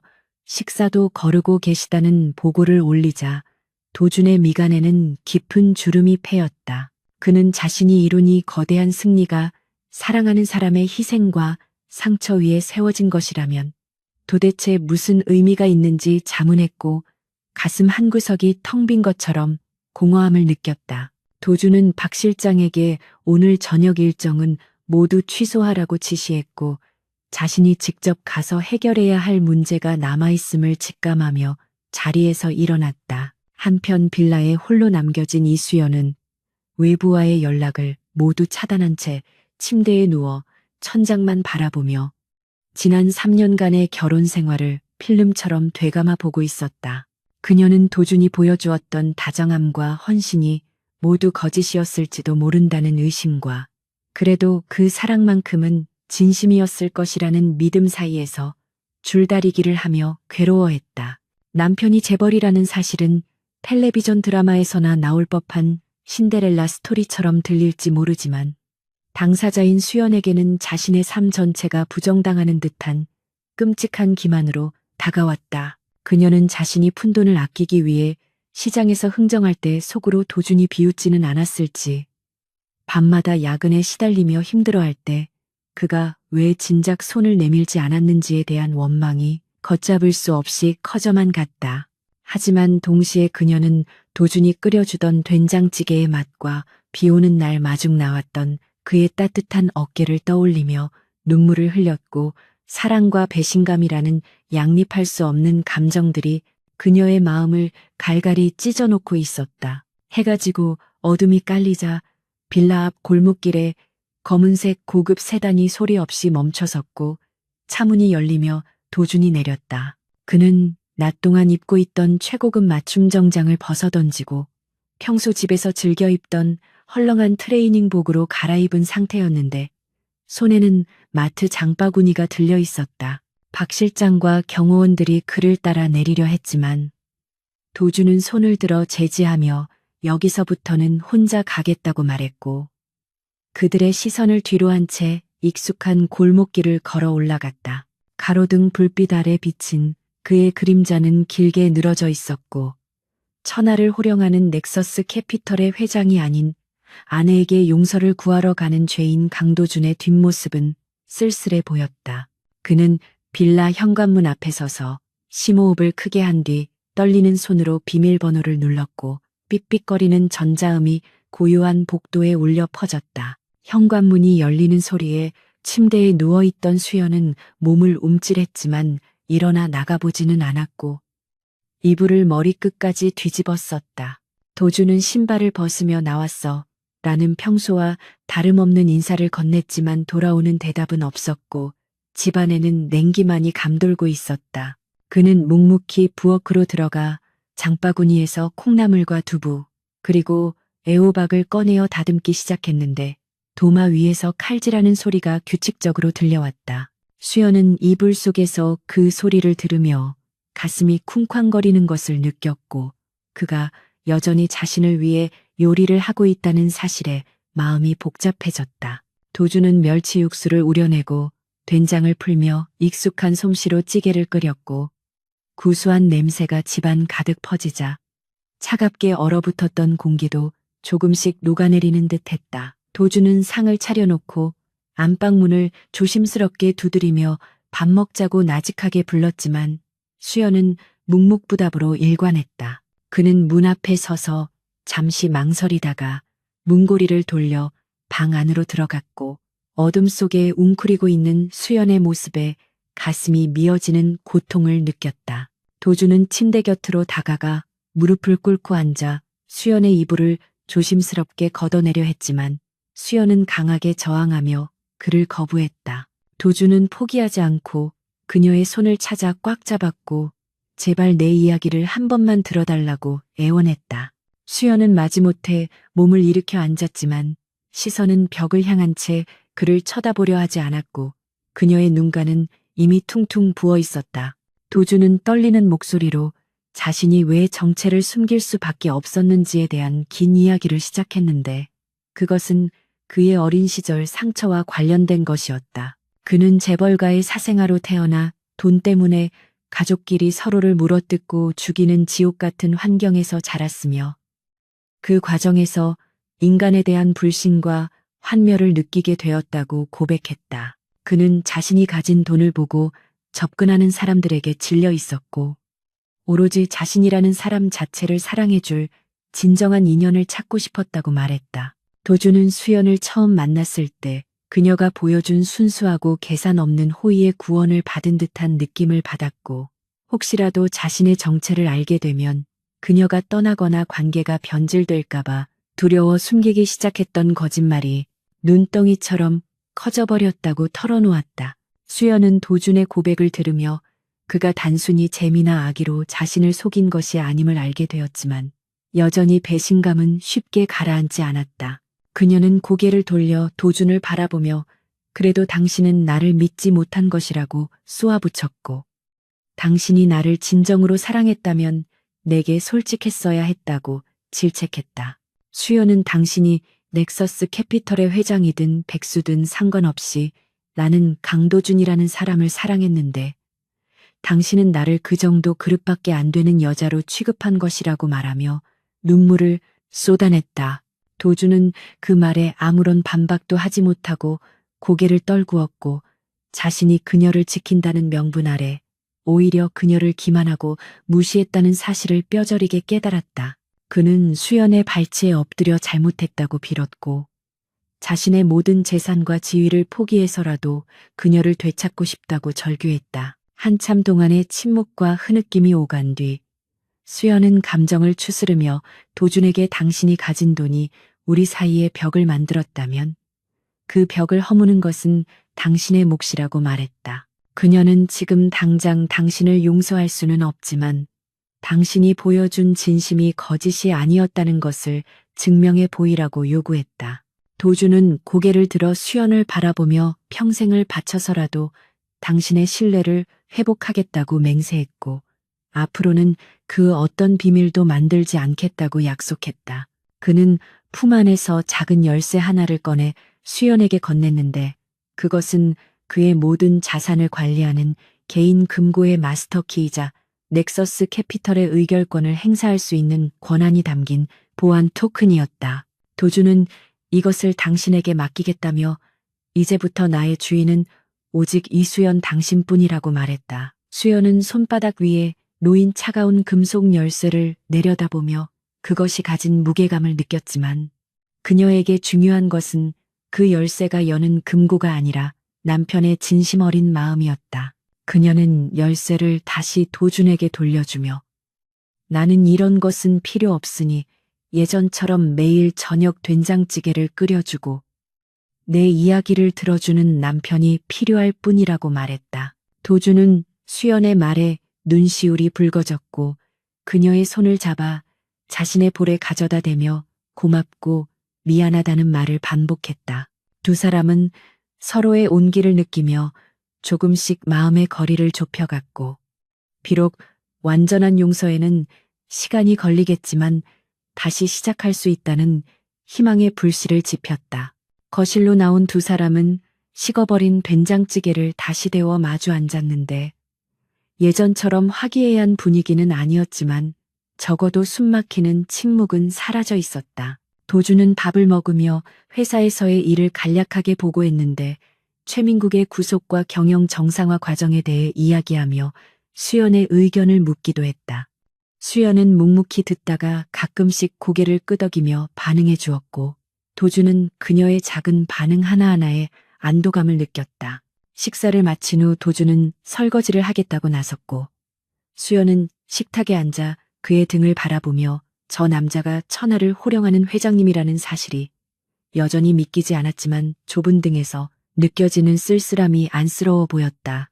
그녀는 일어나 도준의 곁으로 가서 묵묵히 그릇을 헹구는 것을 도왔고 두 사람의 손이 물속에서 스칠 때마다 미묘한 감정의 파동이 일었다. 그날 밤 도준은 안방 침대가 아닌 거실 소파에서 자겠다고 자청했는데 아직은 수연에게 혼자만의 시간이 필요하다는 것을 배려한 행동이었다. 수연은 굳이 말리지 않고 이불을 꺼내주며 감기에 걸리지 않게 조심하라고 툭 던지듯 말하고 방으로 들어갔다.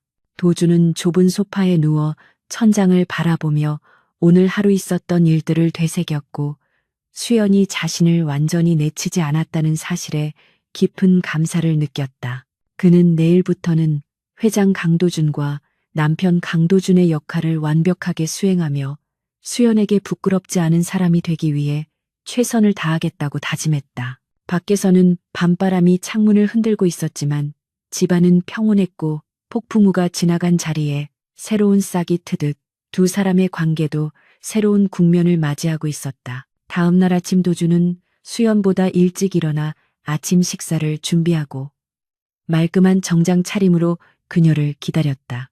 방에서 나온 수연은 도준의 모습을 보고 잠시 멈칫했지만 이내 덤덤한 표정으로 식탁에 앉았다. 도준은 식사를 하며 수연에게 오늘부터 회사에 복귀할 것인지 물었고 수연은 잠시 고민하다가 고개를 끄덕이며 내가 피할 이유는 없다고 당당하게 대답했다. 도준은 그녀의 용기 있는 결정에 미소를 지으며 내가 당신의 든든한 배경이 되어주겠지만 당신의 능력만으로도 충분히 인정받을 수 있을 것이라고 격려했다. 두 사람은 함께 집을 나섰고 빌라 앞에는 어제와 달리 도준의 수행기사가 아닌 수연을 위해 준비된 별도의 차량이 대기하고 있었다. 도준은 수연에게 당신은 당신의 길을 가고 나는 나의 길을 가되 결국 우리는 같은 곳에서 만날 것이라고 말하며 그녀를 배웅했다. 회사에 도착한 수연은 긴장된 마음으로 로비에 들어섰지만 직원들의 시선은 예전과 달랐다. 호기심과 가십거리로 그녀를 바라보던 눈빛들은 사라지고 대신 넥서스 캐피털 회장의 아내이자 부당한 압력에 굴하지 않고 회사를 지켜낸 영웅을 바라보는 경외심이 담겨 있었다. 도준이 미리 엄명을 내려 직원들의 입단속을 시킨 덕분이기도 했지만 무엇보다 수연이 그동안 보여준 성실함과 업무 능력이 재평가받고 있었기 때문이었다. 수연은 당당하게 고개를 들고 사무실로 향했고 자리에 앉아 업무를 시작하려는데 모니터에 도준이 보낸 사내 메일이 도착해 있었다. 메일에는 전 직원에게 보내는 격려의 메시지와 함께 마지막 줄의 추신으로 오늘 저녁은 김치찌개 어때? 라는 문구가 적혀 있었고 수연은 그 문구를 보며 피식 웃음을 터뜨리고 말았다. 한편 도준은 회장실에서 최민국의 잔재를 완전히 청산하고 새로운 조직 개편안을 발표하며 본격적인 경영 행보에 나섰다. 그는 최민국의 비리에 가담했던 임원들을 전원 해임하고 그 자리에 내부 승진을 통해 실력 있는 직원들을 배치했는데 그 명단에는 수연의 이름도 포함되어 있었다. 하지만 도주는 공정성을 기하기 위해 수연의 승진 보류를 지시했고 대신 그녀에게 특별 프로젝트 팀장직을 맡겨 스스로 능력을 입증할 기회를 주기로 결정했다. 이는 수연의 자존심을 지켜주고 그녀가 낙하산이라는 오명을 쓰지 않게 하기 위한 도준의 세심한 배려였다. 도준은 창밖을 내려다보며 이제 모든 것이 제자리를 찾아가고 있다고 생각했고 오늘 저녁 수연과 함께할 식탁을 떠올리며 하루의 피로를 잊었다. 계절이 바뀌어 차가운 바람이 불어오던 거리는 어느새 벚꽃이 흩날리는 따스한 봄으로 변해 있었고 법원의 육중한 문이 열리며 최민국의 재판 결과가 세상에 알려졌다.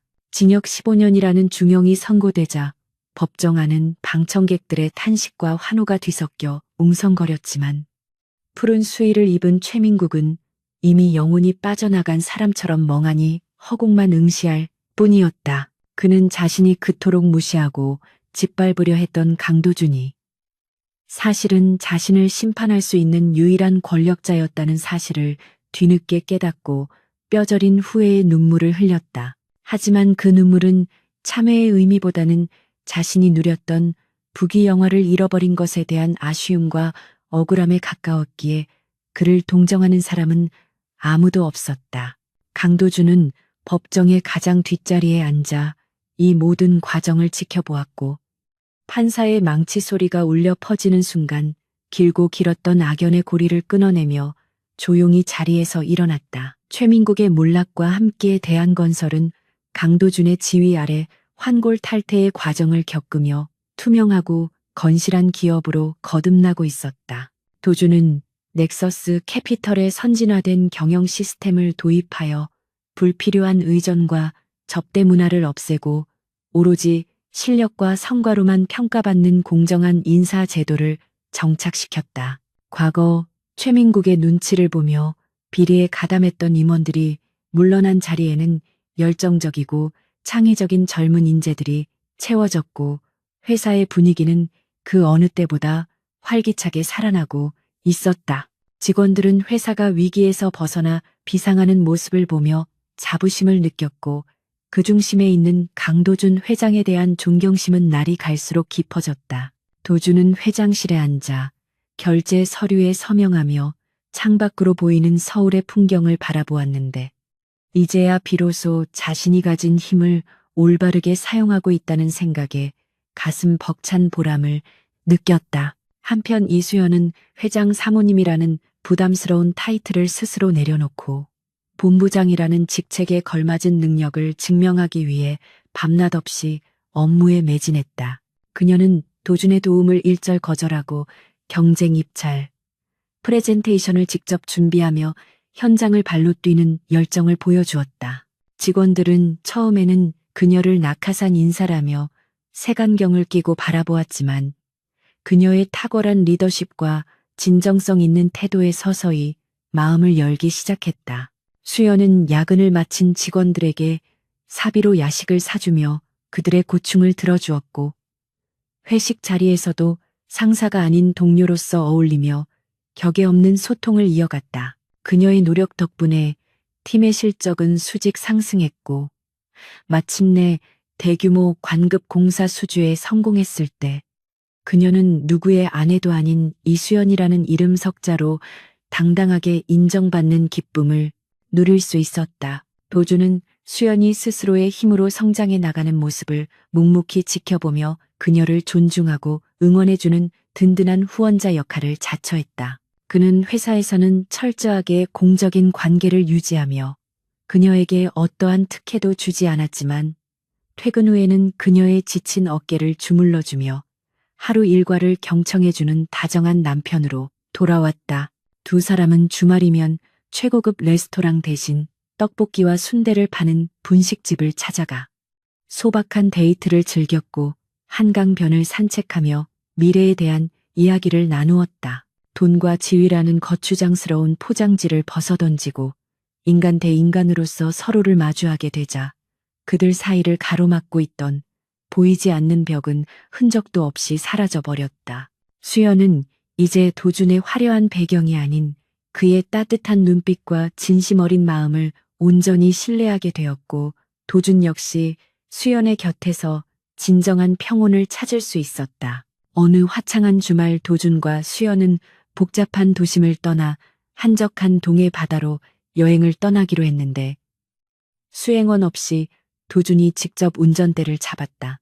탁 트인 바다가 보이는 해안 도로를 달리며 두 사람은 창문을 열고 시원한 바닷바람을 맞았고, 라디오에서 흘러나오는 노래를 따라 부르며 어린아이처럼 즐거워했다. 그들은 호화 리조트가 아닌 바닷가 바로 앞에 위치한 작은 펜션에 짐을 풀었고, 시장에서 사온 싱싱한 해산물로 직접 저녁을 만들어 먹었다. 도주는 숯불에 조개구이를 구우며 연기 때문에 눈물을 흘리는 수연을 보고 놀려댔고, 수연은 그런 도준의 얼굴에 숯검댕을 묻히며 깔깔거리고 웃었다. 그 순간 그들에게는 수천억 원의 자산도 회사의 경영권도 아무런 의미가 없었고, 오직 서로가 곁에 있다는 사실만이 가장 큰 행복으로 다가왔다. 밤이 깊어지자 두 사람은 백사장으로 나가 파도 소리를 들으며 나란히 걸었는데, 밤하늘에는 수많은 별들이 보석처럼 빛나고 있었다. 도주는 걷다가 멈춰 서서 수연의 손을 잡고 그녀의 눈을 지그시 바라보며 그동안 마음속에 담아두었던 고백을 꺼내놓았다. 그는 자신이 가진 모든 것을 잃더라도 당신만은 잃고 싶지 않았기에 거짓말을 했었다고 다시 한번 사과하며, 이제는 당신 앞에 어떤 비밀도 없는 투명한 사람이 되겠다고 맹세했다. 수연은 도준의 손을 잡은 채 고개를 끄덕이며, 당신이 빈털터리 백수였을 때도, 그리고 거대 기업의 회장인 지금도 나에게는 그저 사랑하는 남편 강도준일 뿐이라고 대답했다. 그녀는 당신이 어떤 모습이든 상관없이 당신이라는 존재 자체를 사랑한다고 말하며 도준을 끌어안았고, 두 사람은 달빛 아래서 깊은 키스를 나누며 서로의 사랑을 확인했다. 시간은 흘러 1년이라는 세월이 지났고, 대한건설은 업계 1위의 자리를 탈환하며 명실상부한 글로벌 기업으로 성장해 있었다. 강도준 회장의 혁신적인 경영 철학은 경영학 교과서에 실릴 정도로 화제가 되었고, 이수연 전무의 성공 신화는 많은 직장인들에게 귀감이 되었다. 하지만 이러한 대외적인 성공보다 두 사람에게 더 큰 기쁨을 준 것은 바로 그들 사이에 찾아온 새로운 생명의 소식이었다. 수연의 임신 소식을 들은 날, 도주는 기쁨을 주체하지 못하고 회장실에서 만세를 부르며 뛰어다녔고, 그날 전 직원에게 특별 보너스를 지급하여 자신의 행복을 함께 나누었다. 그는 이제 한 회사의 오너이자 한 여자의 남편, 그리고 곧 태어날 아이의 아버지가 될 준비를 하며 인생의 새로운 막을 열어가고 있었다. 일요일 아침 햇살이 거실 깊숙이 들어오는 평화로운 시간. 도주는 여느 때와 다름없이 주방에서 앞치마를 두르고 아내를 위한 특별 보양식을 만들고 있었다. 주방에는 구수한 사골국 냄새가 진동하고 있었고, 도주는 땀을 뻘뻘 흘리며 정성스럽게 국물을 우려내고 있었다. 넥서스 캐피털의 회장님이 집에서 국자를 들고 요리하는 모습은 여전히 낯설고 우스꽝스러운 광경이었지만, 도준에게는 이 시간이 세상에서 가장 소중하고 행복한 순간이었다. 만삭의 몸이 된 수연이 부스스한 모습으로 방에서 나오자 도준은 득달같이 달려가 그녀를 부축하며 식탁 의자에 앉혔다. 그는 수연의 부른 배에 귀를 대고 아이에게 아빠가 맛있는 밥을 해줄 테니 쑥쑥 크라고 태담을 건넸고, 수연은 그런 남편의 머리를 쓰다듬으며 행복한 미소를 지었다. 그때 거실 테이블 위에 놓인 도준의 스마트폰이 요란하게 울리기 시작했는데, 발신자는 뉴욕 월가에 있는 거대 투자은행의 대표였다. 평소 같았으면 즉시 받아야 할 중요한 비즈니스 전화였지만, 도준은 화면을 힐끔 보고는 망설임 없이 종료 버튼을 눌러버렸다. 수연이 중요한 전화 아니냐고 걱정스럽게 묻자 도준은 고개를 저으며 지금 나에게 이 사골국의 간을 맞추는 것보다 중요한 일은 전 우주에 없다고 너스레를 떨었다. 그는 전화기를 아예 꺼버리고 다시 국자 앞에 섰고 수연은 그런 남편의 뒷모습을 보며 가슴 뭉클한 감동을 느꼈다. 과거에는 일을 핑계로 혹은 비밀을 지키기 위해 전화를 피했던 그가 이제는 오로지 가족과의 시간을 지키기 위해 전화를 거절하는 모습에서 그의 변화된 가치관을 확실히 느낄 수 있었기 때문이었다. 식사를 마친 두 사람은 소파에 나란히 앉아 앨범을 정리하며 지난 추억들을 되돌아보았는데 사진 속에는 낡은 빌라에서의 시절부터 현재의 모습까지 파란만장했던 그들의 역사가 고스란히 담겨 있었다. 도주는 수연이 자신을 처음 만났을 때 지어주었던 넥타이를 여전히 보관하고 있다며 그것을 꺼내 보여주었고 수연은 그 촌스러운 넥타이를 보며 박장대소했다. 그들은 과거의 아픔과 시련조차 이제는 웃으며 이야기할 수 있는 추억이 되었음을 깨닫고 서로에게 감사했다. 도주는 수연에게 당신이 없었다면 나는 돈만 많은 괴물로 살았을 것이라고 말했고 수연은 당신이 없었다면 나는 세상의 편견에 갇혀 살았을 것이라고 화답했다. 두 사람은 서로가 서로를 구원하고 완성시켜주는 존재임을 확인하며 잡은 손을 놓지 않았다. 창밖에는 따스한 햇살이 내리쬐고 정원의 나무들은 싱그러운 초록빛을 뽐내고 있었는데 그것은 마치 두 사람의 밝은 미래를 축복하는 듯했다. 도주는 수연의 어깨에 기대어 잠시 눈을 감았고 수연은 책을 읽어주며 나른한 오후의 여유를 즐겼다. 그들에게 더 이상 사장이니 회장이니 하는 직함은 중요하지 않았고 단지 서로를 사랑하고 아껴주는 도준과 수연만이 존재할 뿐이었다. 한때 세상을 속이고 아내를 속였던 거짓말쟁이 남편은 이제 세상에서 가장 진실하고 헌신적인 남편이 되어 그녀의 곁을 지키고 있었다. 그들의 이야기는 파란만장한 복수극으로 시작되었지만 결국 진정한 사랑과 가족의 의미를 찾는 따뜻한 휴먼 드라마로 완성되었다. 도주는 잠든 수연의 얼굴을 바라보며 속으로 조용히 다짐했는데 그것은 앞으로 태어날 아이와 아내를 위해 어떤 시련이 닥쳐와도 흔들리지 않는 거목이 되겠다는 약속이었다. 그는 이제 자신이 가진 막대한 부와 권력을 오로지 소중한 사람들을 지키고 세상을 조금 더 나은 곳으로 만드는 데 사용할 것이었다. 사장이 내 아내의 남편을 속였다는 기막힌 제목의 연극은 막을 내렸지만 그 무대 위에서 피어난 사랑은 영원히 계속될 것이었다. 도주는 수연의 이마에 가볍게 입을 맞추며 사랑해라는 말을 속삭였고 그 말은 봄바람을 타고 집안 구석구석으로 퍼져나가며 온기를 더했다. 이것이 바로 그가 꿈꾸던 완벽한 해피엔딩이었고 그들의 행복한 일상은 내일도 모레도 변함없이 이어질 것이었다.